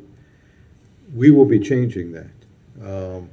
On their affordable housing is one of the messages that I've heard loud and clear from day one needs to be on the agenda of our side of the shop, and we're going to be working in that regard. What will become our Office of Housing Services, the Housing and Community Development staff, will be working on the affordable housing plan and the implementation. And as I told Ms. Davis the other day, the city will partner to the extent that we can, and we have the resources allocated with GHA and the other partners that are out there for affordable housing. It's a commitment that I have to you all. It's a commitment I have to the community, and we're going to work on a plan. It's going to be hard work. It's not going to be easy. It's not going to take place overnight on there, but part of it is to figure out how we work better with GHA, how we attract more affordable housing developers. I hate using the term developers in terms of affordable housing, but those that bring their own capital and can work within the system, how we leverage our city land, how we look at our land use patterns, how we look at our zoning code to further create incentives. All that needs to be in the mix. So where we are right now with the affordable housing plan is to, we had 3 meetings for neighbor engagement. They weren't the best meetings. I think we all recognize that death by 2-hour PowerPoints with an hour of comment, it wasn't the best engagement method. So we stopped the 4th meeting so we can regroup and figure out what our strategy is. And what I've proposed to our consultant and to the team yesterday is that they develop based upon the data that they have, and there's a lot of data out there, plus the new data that they have acquired through this process, that they identify 5 to 7 strategies that they think are doable and achievable in Gainesville, not just the stuff you take off the shelf on there, and then come back through another engagement process that we will be more involved in creating to vet those strategies so that they can ultimately put it into the plan that will be presented to you. So I think that's a long-winded answer to. But that's great. And so I guess my question would be, obviously you had this conversation, so we can coexist and work together with the housing authority at a limited. Our resources are not, we don't have a lot of resources. We don't have a lot of staff that specializes in affordable housing. Because I'm hearing you say we're more of an administrative point for funding. And this was just dropped in our lap. It was parked in the planning department, and now we're pretty much brushing the baby off and trying to come up with some type of solutions. And so what I'm asking you is, we all realize and recognize that's not feasible. That's not a good way to move forward with that way. So how can we implement some of their strategies? How can we work closely with the housing authority if we can on the a high capacity, because the need is so great? So where do we fit in the conversation? I understand we look at land, we look at maybe zoning like you suggested, but at what point do we take the lead or do they take the lead? Do we sit back and we discuss what we can do and give them and hand this off to them and say, you go out and do what you do well and create? We're just here as administration ear, and we're here as a resource. So I'm just trying to figure out, where do we fit in the grand scheme of things? So I think we're partners, and we have to help drive that process. So if you look historically, and I think the year was 1966, Yes. if I remember, the GHA was created to be the affordable housing arm of the city. Right. Okay, so just like we created a CRA once upon a time to do community redevelopment in 66 pursuant to Chapter 421 of the statutes, okay, GHA was formed to do this work for us. Right. Okay, so we have to recognize that, and we have to be equal partners in moving forward. We can't just ask them to do it, and they just can't ask us to do it. We need to figure out how we build this partnership, literally one project at a time. And it may be taking some baby steps initially, but we're going to have to figure out strategies with GHA, and I've committed to the executive director that we will do that. And I guess my thing is, it was created for a reason, to help the city or to do the city's job of creating affordable housing. That's their job for the city. So my question is, we haven't, in the past, we've done great things, but I think that this is just me. I don't think we've gotten to a place as a housing city department that can go out and create affordable housing. You're right, our job is to administer the funding that come down from the state or the federal, and they come in and we have dialogue and we talk. So my thing is, how do we utilize, or what is our strength in our housing department? And if that's not one of our strengths in creating affordable housing, can we at some point get to a place where we recognize that and say, you know what, let's reach out to our partner who was created specifically for this and let them lean on their strengths, and we continue to work and do what we're strong at. I'm just trying to figure out where we stand in this. So I think, And I want us to be realistic. and I think you capsulized that perfectly.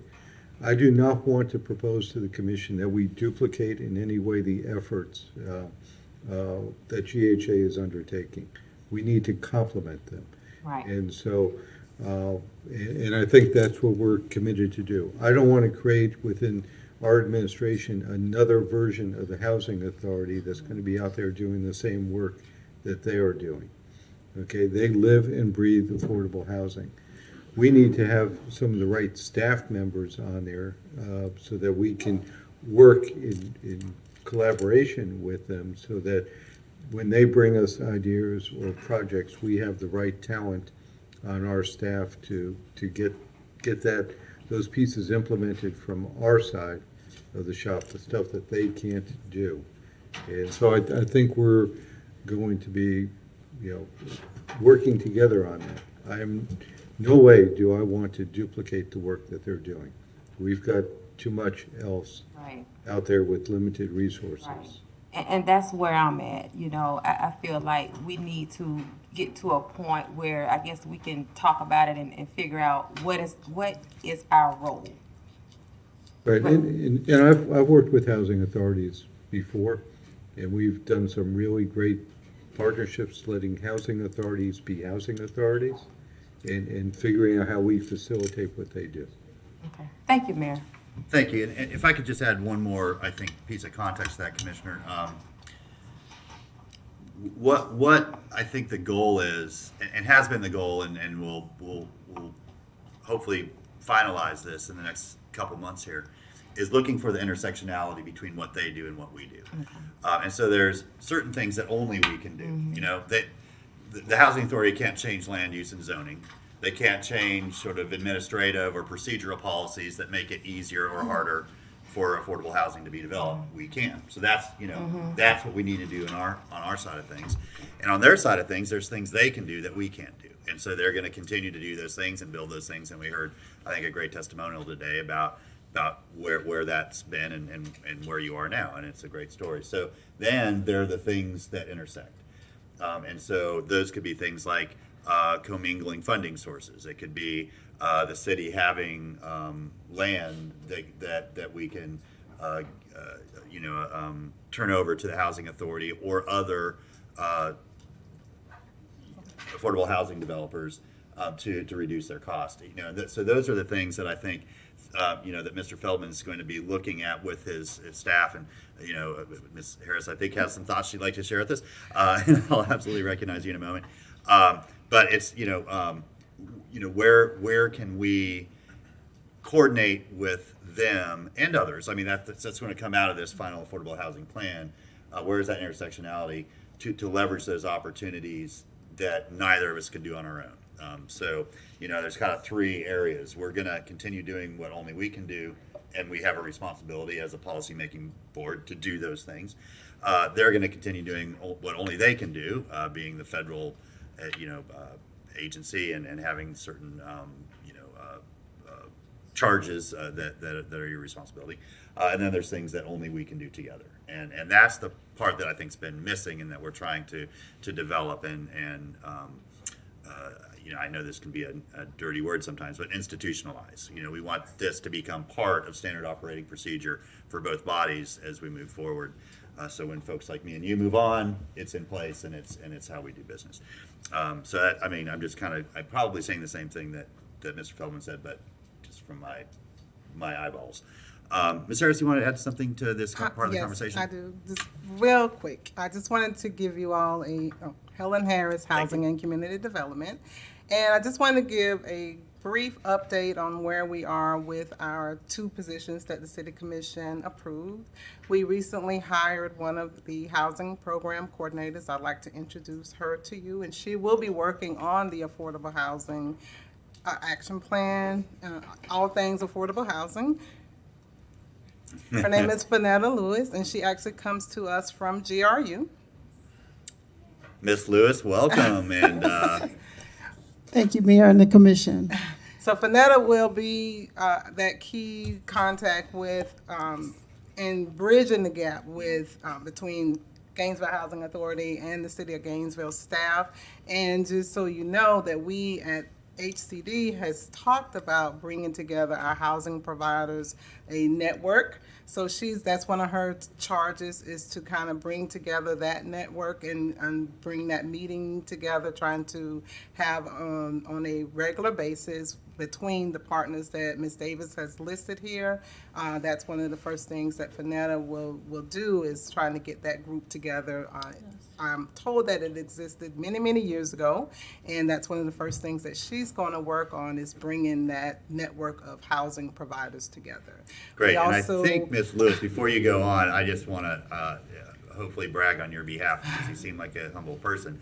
But you were in customer service at GRU, correct? I was. But you also have your master's degree I in do. planning and with a specialty in community engagement. Exactly, yes. So what a phenomenal fit. Yes. I don't know how we didn't poach you earlier from GRU, but we're thrilled that you're Thank you. working with our We're housing very division. excited. Yeah, we can't wait to So work in the with you. second position will actually be posted hopefully this next week. So if you know of anyone that's interested in affordable housing to come work for the City of Gainesville, just put that plug out there. Very good. Thank you, Ms. Harris. Thanks for that update. Thank Real you. appreciate it. And Ms. Liz, very good to meet you. Congratulations. Okay, Commissioner Simmons, were you concluded? Okay, Commissioner Ward. Thank you, Mr. Mayor. So before we move forward with any kind of, and obviously we can't make a motion tonight, but regarding the ask, the two questions in the ask, I think we're missing some definition. When you talk about being the city's affordable housing partner, there are things that the Gainesville Housing Authority does very well as relates to all things affordable housing. You do affordable rentals, Yes. specifically, and as often as possible, subsidized rentals even. When a lot of people hear the word affordable housing, what they're thinking is an opportunity to buy a home affordably, which is what we're doing at Heartwood. And what Heartwood was, we talked to the years and years ago at this point, we talked to the community about what do you want from this piece of land? And the answer was single-family housing. And that's what we've been building toward there, because that's what the community said it wanted in that spot. So some people are thinking low-income purchase, some people are thinking low-income rental housing, and other people who live out on 39th Avenue are thinking, where do I sleep tonight when we say affordable housing? And there are groups, there are organizations in our community like Habitat, like NHDC, who do a very good job with helping people purchase property at a very affordable level. The Housing Authority does a good job with rentals at an affordable level. And then we have multiple organizations who work on helping people out of homelessness and that level of affordable housing that is, how do I find a place to put my head tonight? So I want to be clear, and I would like more clarity in the ask.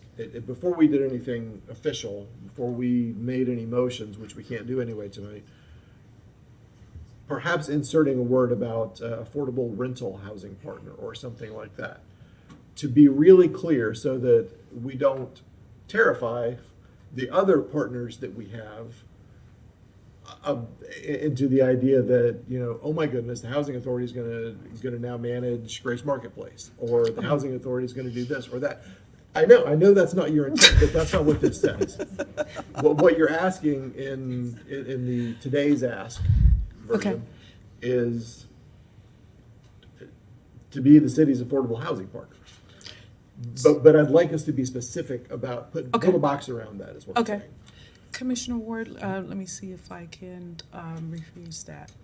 One of the things that we have made clear, even back in December of 2018, is that the Housing Authority understands that each one of our affordable housing partners are needed in this community, and that we cannot address the affordable housing issue alone.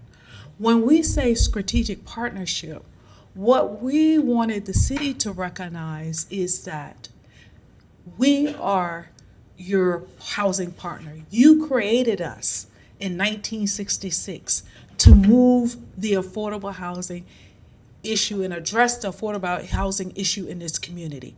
And so we need you to recognize us as such. Not saying to just overlook what Habitat and NHDC and our other partners do in this community, because we need them. The Housing Authority has been around for 50 years, and we still have 4,000 people on a waiting list, right? But what we're asking is, as your strategic partner, let us help you get these partners together and for us to come up with a master plan to address affordable housing in this community. For us not to have to fight for and come and can only receive $15,000 from you to do affordable housing in this community, but to recognize as your partner when we come, here are some ideas that have been well thought out. This is an organization that has some capacity to move the affordable housing forward in this community and to work with our other partners. When we said, if you tell me right now, Pam, I have a single family housing lot that's available, and if I can't bill on that in the time required, and I know that as a part of this strategic partnership, NHDC can, then I have an obligation to allow NHDC to move forward on that lot. Because our goal is affordable housing for this community as a whole. Not only looking at what we can do, but what all the housing providers can do in this community to move it forward. We're looking to be impactful. And we understand that we cannot be impactful alone. We have to work with our partners. But somebody has to drive the ship. When it navigates itself, it kind of just flaps in the wind. And so we're saying we're your natural partner to help facilitate that process. I appreciate all that, and I'm saying we need to be really careful with definitions when we make and pass any motion.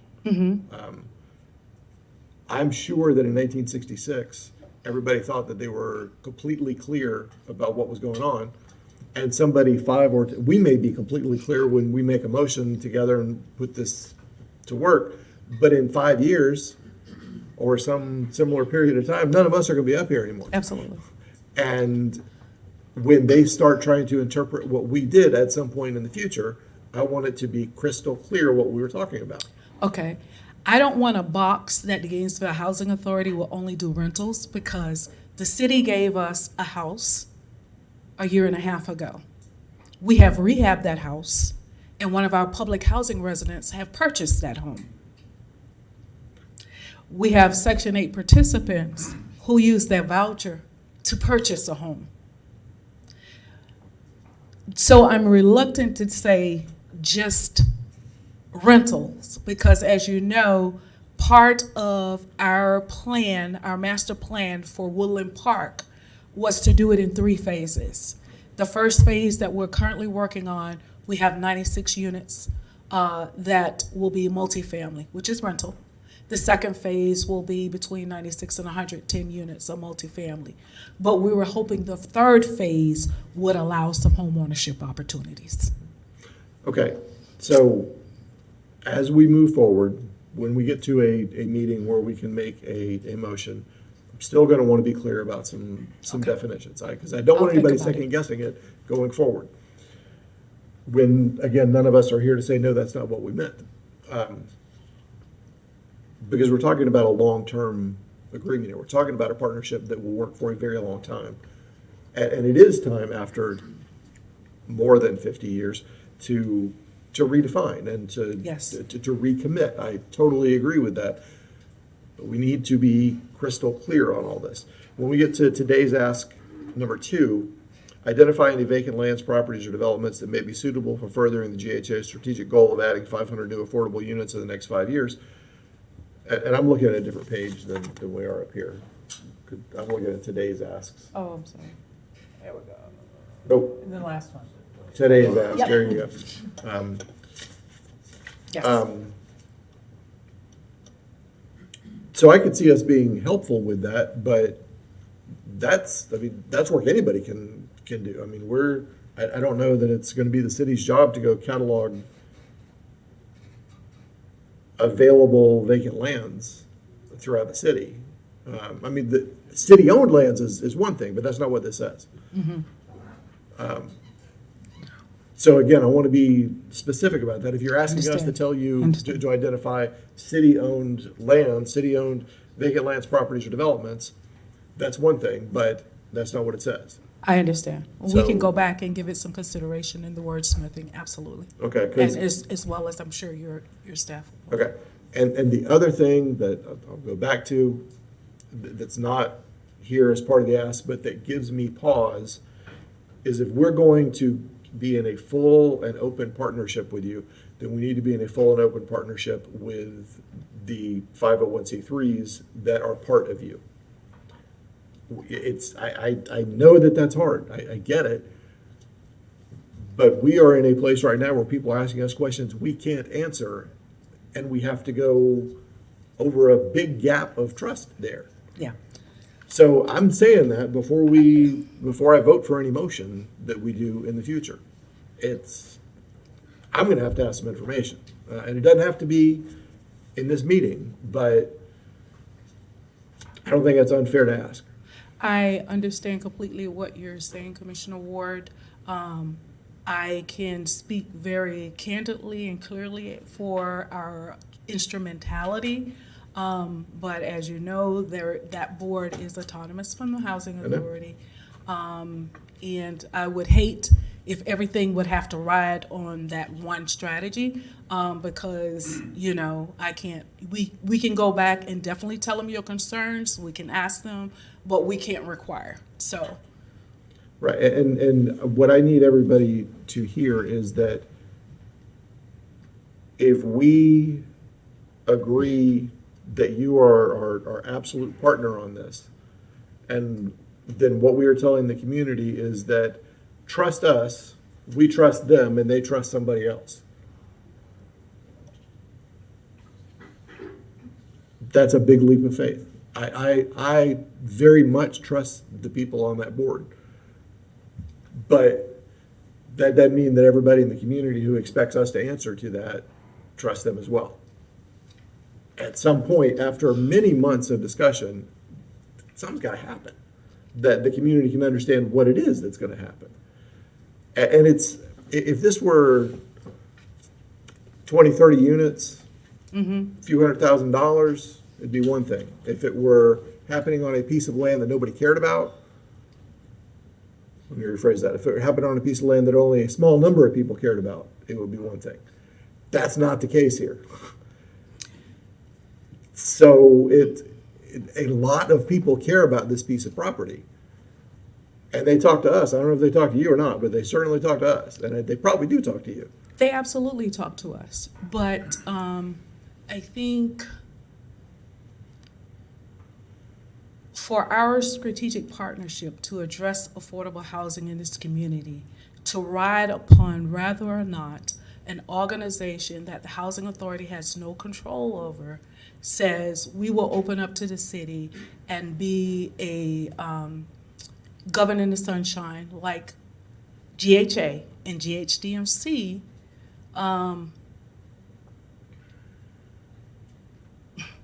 makes it very difficult. And I you can can't tell speak for you them. I understand that. unequivocally GHA and GHDMC because that's under our control. These are our board members. We answer to GHA, but, and I understand the community wants to know about Seminary Lane. I do understand that. But whether we can achieve that is something different. I hope that that is not the only thing that this commission will look at. I hope that the commission will look at our track record, our capacity, our willingness, what we've been able to accomplish over the last 7 years. when they make that decision.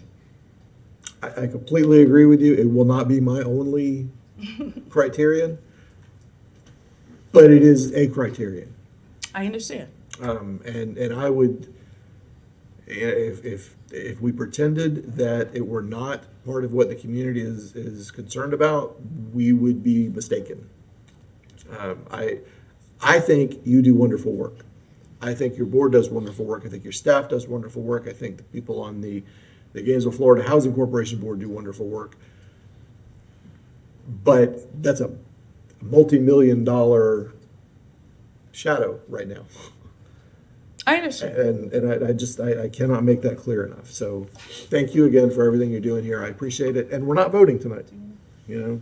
So there is time before we do anything further. Thank you very much. I appreciate it, Mr. Mayor. Thank you, Commissioner Johnson. Thank you. I don't want to belabor the point except to say that I am in 100% agreement with Commissioner Ward about the transparency of the partnerships and the partners of the partnership, because this is a very important decision with, once again, a very important piece of property with, I feel, generational outcomes dependent upon what kind of decision is made that will either be negative or positive for our community. And it is also potentially one of the first decisions that will be made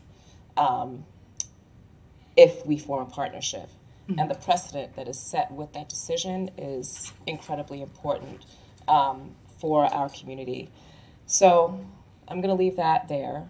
I also want to say that we have had some really important discussions in the city since you first came to us, which was in like December 2018. So you're probably aware that in around May of 2019, we have committed as a city to tackling racial equity. Yes. And that needs to be said because I think that should be a part of this discussion. What we are doing right now is we are convening groups of folks in different departments to look through a racial equity lens, an equity lens and a racial equity lens, meaning that what are the impacts of whatever decisions we make? And we're going to understand that very clearly before we make decisions. It's in the very beginning stages, but it's important to note that that is something that we are working towards as a city. Another recent conversation that we had in the Race and Equity Task Force, Race and Equity Subcommittee meeting is partners, right? Like, how do we work with our partners with racial equity? What are our expectations of our partners? Once again, it's at the very beginning stages, and it's something that we're working through, but it's important to mention because, you know, we are starting here as a city. We are working on our own stuff, and then we're going to have our partners that we will be working on with racial equity. And then there are going to be folks in the community that will hopefully be working on racial equity, and then we'll all be working together. So the outgrowth of us working as a city will be the next step with our partners. So I would like for you to consider adopting also the racial equity lens, otherwise known as racial equity toolkit, which is a set of questions that you ask when making decisions, period, but with making very important decisions. So there's that. And another conversation that we will be having within the next 2 months is specifically, we're working on a few things in the subcommittee. We're working on workforce, procurement, our comprehensive plan, and within the next 2 months, we're going to be talking specifically about equitable development. This has yet to come to the full board. But I'm going to read what equitable development is because that is an important part of this conversation with affordable housing. And it is quality of life outcomes such as affordable housing, quality education, living wage employment, healthy environments, and transportation are equitably experienced by the people currently living and working in a neighborhood, as well as for new people moving in. Public and private investments programs and policies in neighborhoods that meet the needs of residents, including communities of color, and reduce racial disparities, taking into account past history and current conditions. When we achieve equitable development, we increase the capacity of people of color to strengthen their communities and determine their own future and that of their neighborhoods. This is a really important point. We distribute the benefits and burdens of growth equitably among people of all races, ethnic backgrounds, incomes, and geographies, neighborhoods. I don't have to say that that is not happening in the city of Gainesville at the moment. We encourage multicultural communities where tenured and newcomer residents can thrive. As we provide meaningful choices for the most impacted people to work, to live, work, and define their own culture through all neighborhoods. To achieve this ideal, we need a systemic approach that can create those kinds of outcomes. This requires coordinated and comprehensive investments, policies, and protections to prevent displacement of vulnerable residents, businesses, and community organizations. That approach should address the two major obstacles to achieving equitable outcomes related to development. One, involuntary economic and cultural displacement of communities of color, and two, inequitable access for communities of color to the key determinants of social, physical, and economic well-being. A clear policy framework is helpful for developing, implementing, and measuring effective strategies. So I invite you to, look at this online. You can find it on the GARE website, and it's called Equitable Development as a Tool to Advance Racial Equity. So all that I would ask of you today, we're not taking any action, is that you, one, consider adopting the racial equity lens with your decision-making, and two, that you also consider adding this equitable development as a part of your strategies and goals. Okay. Thank you. Thank you. Thank you, Commissioner. Commissioner Warren? So with the consideration that we're not taking any action, but just maybe some recommendations to look at how things are worded, I'm looking before me here and responding to Commissioner Ward's conversation and looking at the documents of the community housing providers for what I'm going to say, and the list of things that were identified in the asks of December 2018 and today's ask, that I want to emphasize the chart, that you are not the center of the circle. It is a community as a whole that we're looking at, and all those providers that are listed. So when I saw that and I'm reading your ask, I'm assuming that that structure is already a part of it. And to maybe provide clarification on, some of the wording, as Commissioner Ward was suggesting, if some things aren't being asked for, it's not there. Or as Commissioner Johnson had mentioned, if it's not in writing, it's not there. So as I see it with today's ask, is that nowhere does it say Gainesville Housing Authority as a number one, and its instrumentality is its absolute only one affordable housing partner, and to just make sure we emphasize that you are one of the partners. I mean, the history is already established that we should have a relationship. Mm-hmm. We should have a partnership that is there already and respect that past. But I feel like what we're trying to identify with today is clarifying and refocusing on what that relationship should be, can be, and in order to will be, we need to communicate better together. Okay? As a general policy, you guys are an independent authority, as is the library, the county library, and as is the airport. So again, what we're trying to do is get some clarification on how we're going to move forward, because there is a change. We can't keep doing it as it has been in the past. HUD is changing. We have to look more at how we're going to achieve housing goals in a way that we haven't done it before. We haven't had the funding before. We haven't had the communication structures between entities. And that is what I admire, that you are asking to increase that.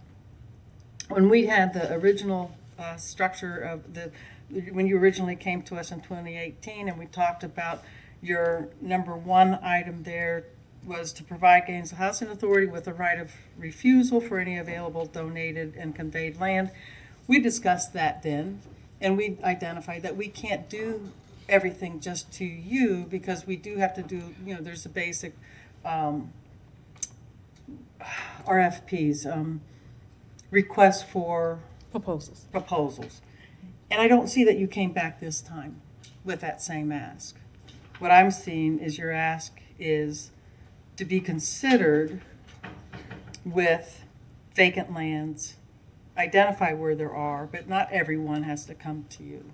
But if there can be some clarification of that wording, so we're comfortable on both sides that you're not asking to be the absolute only one, and that the goal that we all have in common is housing, and it's not just houses to buy, but houses to rent. The NHDC has actually been getting into the rental business, and they used to be primarily home ownership. Habitat for Humanity has been getting into rental properties. So we are, stand up and jump up, and the world will move under us. Things are changing. And I will come back to support a stronger communication and partnership with you, but as we've discussed with the others, they all need to come up too. And I hope you'll, I'm not trying to put you down to a lower position. I want to lift everybody, because we are going to need everybody to get this Absolutely. moved forward. And what I want the commission to understand in our ask, and Habitat and NHDC will tell you the same. If we don't know what we have available, we can't plan. When funding is available, it's too late to try to gain access to land. We have to already have a strategy and a plan. So my goal in coming to you and asking you to consider the Housing Authority as your strategic partner is so we all can get in a room and come up with a plan that when funding is available, this city is positioned to go after that funding so we can move the affordable housing issue forward in our community. And to that point, I think I can close my thoughts, but that's an excellent, about funding. The grants that are going to be more and more needed to win will require those partnerships. And that's where, before the grant is announced, we can identify that basic structure of these are the things that we're going to do. And when a grant is announced, we'll be able to say, okay, that fits this. We've already got so much of it in place. The bones of that grant proposal should already be ready. We're just waiting to know, who do we send it to and who do we partner it with? We absolutely are not trying to X out any of our partners. We need all of our partners in this community. I'm to excited address the about that, issue. and with that, I'm done. Thank you, Mayor. Thank you. Ms. Davis, thank you so much for spending the evening with us and updating us. Thank you to your consultants, especially Ms. Warren, for updating us on the strategic plan, for the board for your exceptional work. For your exceptional work. It's been, what I've really appreciated about this organization and this board is you've been very methodical, deliberate, intentional with where you started and where you're trying to go. And there have been clear, demonstrable steps taken to get there. And that's evidenced. When you're in the day-to-day grind and looking at it, this close, maybe you don't see it, but when you take a step back, it's you can't miss the improvements and the incredible positive impact that you all have made. And so I recognize that you coming to us over these past several months and tonight is to continue that trajectory and strengthen that mission that you've set out on. And so I'm fully prepared and excited to as I said earlier, institutionalize how we do that. So it's the standard operating procedure for both how the city moves forward and how we link up with you. And so, over the next several months, we're going to be finalizing our affordable housing action plan. And it will be through that work product and an eventual document that we will be able to clearly identify what role the city will play, what the reorganization will look like, and how that will impact our goals, but specifically how we will partner with each community agency that works in this space. And so, in your first ask, you're going to get no pushback from us at all. We absolutely want you, as well as NHTC and Habitat and Grace and everybody else that works in the space, to be actively involved in that process. So when that final product comes to us, it's been completely vetted, and there is no daylight between what the city's expectations and needs are and what, we'll speak specifically to your ask tonight, what your needs and expectations are. And so that's we're sort of in the final stages of that process, and you've identified what your needs and hopes are. We've identified or close to being done identifying what our needs and ambitions are and aspirations are. And so let's figure out again where that intersectionality is, and then memorialize that in this document and plan. I do want to respond quickly to the suggestion that we should completely change direction on Heartwood. I'm not supportive of that. And in fact, it goes to a larger point that the commission has not taken a vote and committed this to policy. So when I'm speaking now, I'm speaking for myself. If we want a truly racially, ethnically, and economically diverse community, we don't need to put more affordable housing where lots of affordable housing already exists.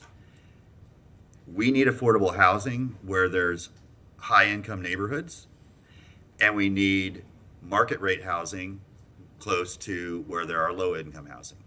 That's how, over a generation, you get an ethnically, racially, and economically integrated community. And so that was the point of Heartwood. Let's put some market rate housing in an area that has not seen new investment in at least a generation, more than a generation,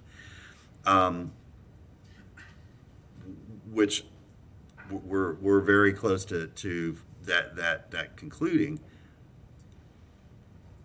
At the same time, we need to be looking for opportunities when we build affordable housing to be very deliberate where that goes, and that it is not exacerbating our biggest problem, which is the high concentrations of poverty. That is our community's greatest challenge. And so that's the opportunities that I will be looking for, and that I'll be challenging our staff to be looking for. Location is important, so I'm gonna segue with that. And it's not everything that Commissioner Johnson was reading about equitable development through the GARE document, but it's a big part of it. Location matters tremendously. It matters when we talk about displacement. It matters when we talk about truly inclusive and diverse neighborhoods. And so that's one thing I'm going to be looking. That's an area of intersectionality where we need to do some work on land use and zoning policy and funding, and we need partners such as yourself that can leverage state and federal dollars that we can't, to bring all that together to create those opportunities. And that's where I don't think I'm differing with Commissioner Ward. I took his comments as I think they were intended, but there may be opportunities where we are able to partner and develop. It might be rental, a quadruplex that's a rental. It might be a quadruplex that's condoized and home ownership. And I don't want to lock ourselves in, as long as it's achieving our goals of racial and economic equity and providing affordable housing. We should be open to those opportunities. And I think that's where we're going to see some great intersectionality between our two goals. We also need to be very cognizant in this conversation about the direction the county commission has very publicly stated and taken action on.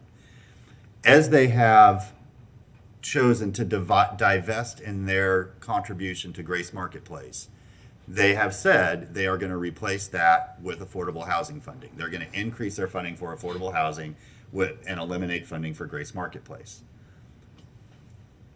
They have not said so, and so I'm not going to make any assumptions. But we need to make sure that that doesn't just mean affordable housing outside city limits through the Alachua County Housing Authority. Because the vast clientele that Grace serves are inside the city of Gainesville.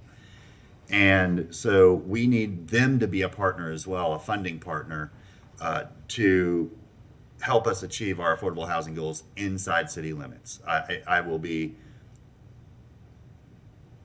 won't say what I'm going to be, but if their intention was to pull money out of Grace and only spend it in the unincorporated part of the county, then we're going to have a problem. And I'm not suggesting that's what they're doing, but I haven't heard one way or another. And so as we go through this conversation and we're figuring out who plays what role, they're a big part of that. They said, we're going to start spending more on affordable housing so the city can focus on homeless services. Okay, well, that's where this fits in. And so I'm great moving forward with I think we're going to really be able to formalize and create some meaningful language around your first ask there. And that will happen again over these next, several, meetings and months that, and by spring should have something that we can approve. And then number two, I know that you are being responsible and realistic and judicious. I don't think that comes near close enough, and so I'm just going to say that. Now, again, this doesn't fall on you, but we clearly need more than 100 new affordable housing units a year. I mean, the demand is so much higher. So, while that's great, and I think should be an attainable goal if we get everything working the way that we envision it. But it really needs a zero on the end of it, right? By the end of 5 years, we really need to have a zero on the end of that. Well, I have to tell you, the board was aggressive. Right, at least, right, yeah, we got, so, for me, that's going to be the goal, and some of that's gonna happen in small increments. We're gonna see a new single-family home built and provided to a family. In other cases, it's going to have to be large-scale multifamily development, and in between there, it's going to have to be how can we mix affordable housing into market rate housing developments, through an inclusionary zoning policy or something like that. So, that's the kind of breadth of how we get there. But I know you would be the first to say we've got to start somewhere, and so here we are, and we'll get this process rolling and start getting some wins, and then build on that as we go. But again, thank you. I'm excited. I'm very hopeful, and think we're in a very good place. So for all the work that you and your board did, thank you so much. And as usually happens, this is a tradition of the mayor not ever getting last word. Commissioner Johnson. Thank you, Mayor. So I did want to thank you for being here and giving this presentation, because what it gave us the opportunity to do is give input to the plan. And, in the 22 months that I've been here, so often, we don't necessarily see the different layers and don't have the opportunity to give input. So I want to thank you for that. Because in the 22 months that I've been here, it is absolutely not lost on me who we managed to put through the ringer about certain things, and who it's easier for things to be brought, for folks to be brought to the table and input to be gotten from folks, and other folks it's not so easy. So I appreciate you going through this process with us, because it's not always this way with all folks. Thanks. Thank you. Commissioner Warren. Yeah, love the discussion. Obviously, there's many discussions that will continue with this, but recently was driving through the west side of town, where it always seems that so much is happening, and it just seems like overnight these apartment complexes are popping up. And you will talk to anybody who's in the housing market. There is a shortage of rentals across the nation, but we're seeing it here. But what we're seeing is those developments happening on the west side. And when I'm talking about trying to think outside the box with Heartwood, I'm not talking about low rentals. I'm talking about some nice multifamily homes that could be stopping the commute for people who are going outside the county but are coming in from the east side that work here. There are things that could be done. I'm just really frustrated with seeing the lack of something with the one idea for Heartwood getting done. And just wondering, there are times as a parent and as a partner and as a commissioner, we have to rethink and just make sure we're not missing something else that may be possible and possibly a better fit. And that's all I'm trying to ask my colleagues. There are some really expensive apartments going up.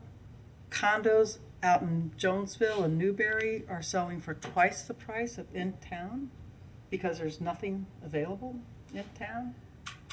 And there are people who want housing close to town, that we could have a good mix of incomes if we identify what's the right thing that people will go for. And that's all I'm asking, to think outside the box a little bit. Thank you all. Thank you. Thank you. I would now like to invite members of the public, if they would like to make any comments on this. You'll have 3 minutes. When you have 1 minute left, a yellow light will come on and let you know that there's 1 minute remaining. And then when the red light comes on, it means your time's up and you will have been done talking by then. Please just introduce yourself for the record. Welcome. Khalid Blount. Wow, 22 months. Time flies. I'm telling you, right? It's going to be hard in 3 minutes to avoid throwing out lots of acronyms and initials, so I apologize up front, Commissioner Simmons and others. But to compress 30 years of institutional memory, I arrived here in '87 with already a degree in and experience in community development. And I learned a lot about the community quickly, and working in special projects at GHA in the mid-'90s, getting on its board in the early aughts, and segueing to the Alachua County Housing Authority Board, and being on both simultaneously for a while. I learned a lot, and the one acronym I'll explain is PHA, Public Housing Authority, because that's a national term, and it refers to all the people who deal in managing subsidized and supported housing. And there are organizations, NARO, FARO, FADA, who steep us in the lessons to learn from each other. And the members of this board and the members of the County Housing Authority Board have all developed deeply in the lessons of how to develop and run a public housing and how to adapt to Congress continuously undercutting the funding. And so I agree with so many things that GHA is doing. Empowerment of residents, enabling them to rise up out of needing public housing. Redeveloping Woodland Park in a way that they need to because of that federal issue, although people accuse Ms. Davis of trying to eliminate public housing. That's absolutely not what she's doing. She's making sure it survives. But in Seminary Lane, I have to disagree. With a lot of experience in that neighborhood, including working with Saturday School and a Freedom School, the latter operated right in Seminary Lane. And I know what the relationship has been and is between GHA and GFHCI. When that group formed, it was a funnel to bring federal money in to create Seminary Lane and the Oak Park Senior High Rise. As soon as Phil Emmer got a CO on Seminary Lane, it was turned over to GHA. GFHCI never developed itself. They don't attend FARO, FADA, or these other groups. They never staffed themselves, they never managed, and so they still have no skill or capacity to know what to do with that funding. What GFHCI is doing is GHA driven. What they do is go and ask GHA what to do. And selling Seminary Lane is throwing away a bundle of opportunities for clients that will never be duplicated anywhere else unless NIMBY disappears. And so there's so much else that needs to be said about that history, but Thank you, after Mr. all this discussion, you only allow us citizens 3 minutes. Thank you. We'll give you plenty more than that. We can talk anytime. I heard a new acronym, FIMBY, Public Housing in My Backyard. I just read that in an article the other day. FIMBY. Welcome. Thank you. Happy New Year. Happy New Year. Tana Silva. Just too much to say. Following up on Mr. Blount's remarks, I would like to ask if the commission would consider reestablishing a standing committee that will supersede you for housing. Because what I'm hearing is people with expertise like his have just this 3 minutes. And I'm reassured by all that Mr. Feldman said, thank you, and all of your questions about Seminary Lane, about all of these issues, equitable development, which is going to be super important going forward. But this is what we're left with is, we're coming to you saying, no, wait, don't give all your land and money to GHA or, whatever the momentary issue is, with no other means to address these really important issues. And we have brilliant, brilliant people, as you all know, some of them who've worked around the world on housing issues, many who have been deeply steeped in housing issues and community issues in this neighborhood, in this city. And we're left with just our 3 minutes, and you're not benefiting from the collective wisdom and the institutional memory. And so I would just ask, please reconsider establishing a standing committee that will go on, because these issues are not going to go away in your term of office, and for many of us. Again, there's just so much to say. I want to say that there are some very huge forces at play with regarding Seminary Lane, and I want to send you all a timeline of the total lack of transparency that has led to this point that we are now. That's going to destroy a neighborhood. But aside from that, I will say that the UF strategic plan, Charlie Lane recently answered a question about the strategic plan that indicated that really UF doesn't have a lot of concern about the neighborhoods. I can elaborate on that later. And there are two market forces at work.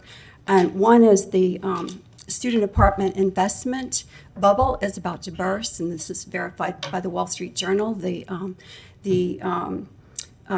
are they called? The commercial mortgage-backed securities are showing, for student apartments, are showing a default rate 3 times the regular securities of that kind. And 2, expensive housing displaces lower-income residents both directly and indirectly. In Pleasant Street, now we've had our first house sale of $395,000. Do you think the rents are going to stay what they are if they're not? Yeah. People are being Thank you very much. displaced. Anybody else like to speak on this issue?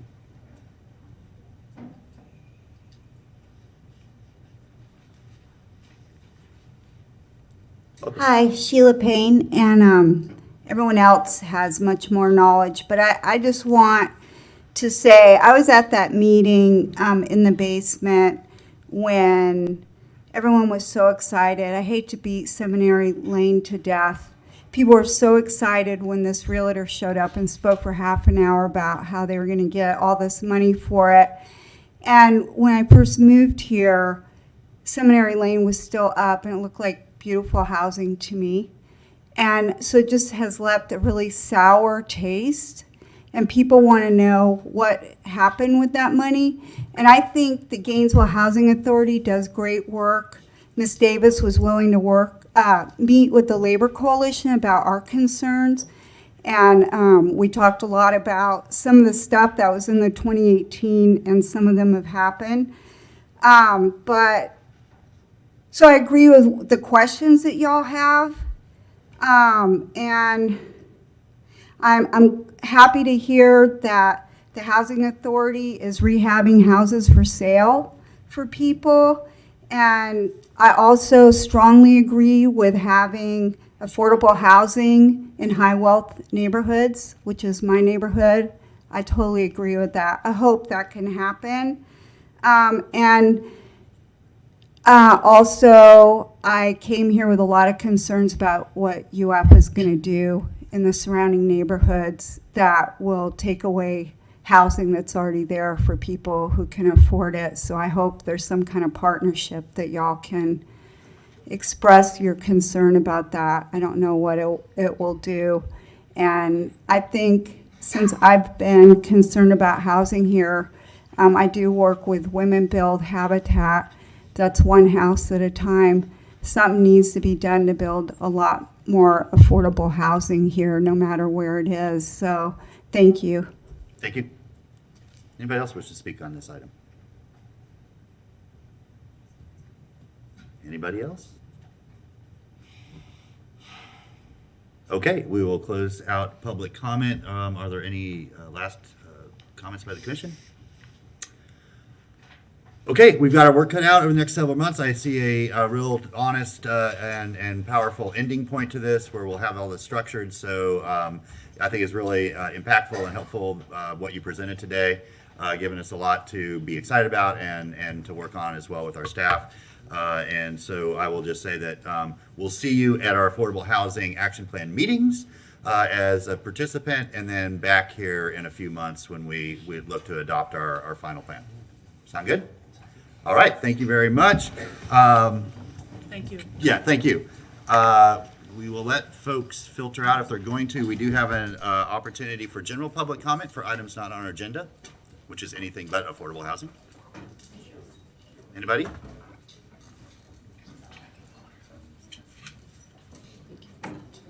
Okay, on to member comment. All right, no further business before us. We are adjourned. Thank you, everybody.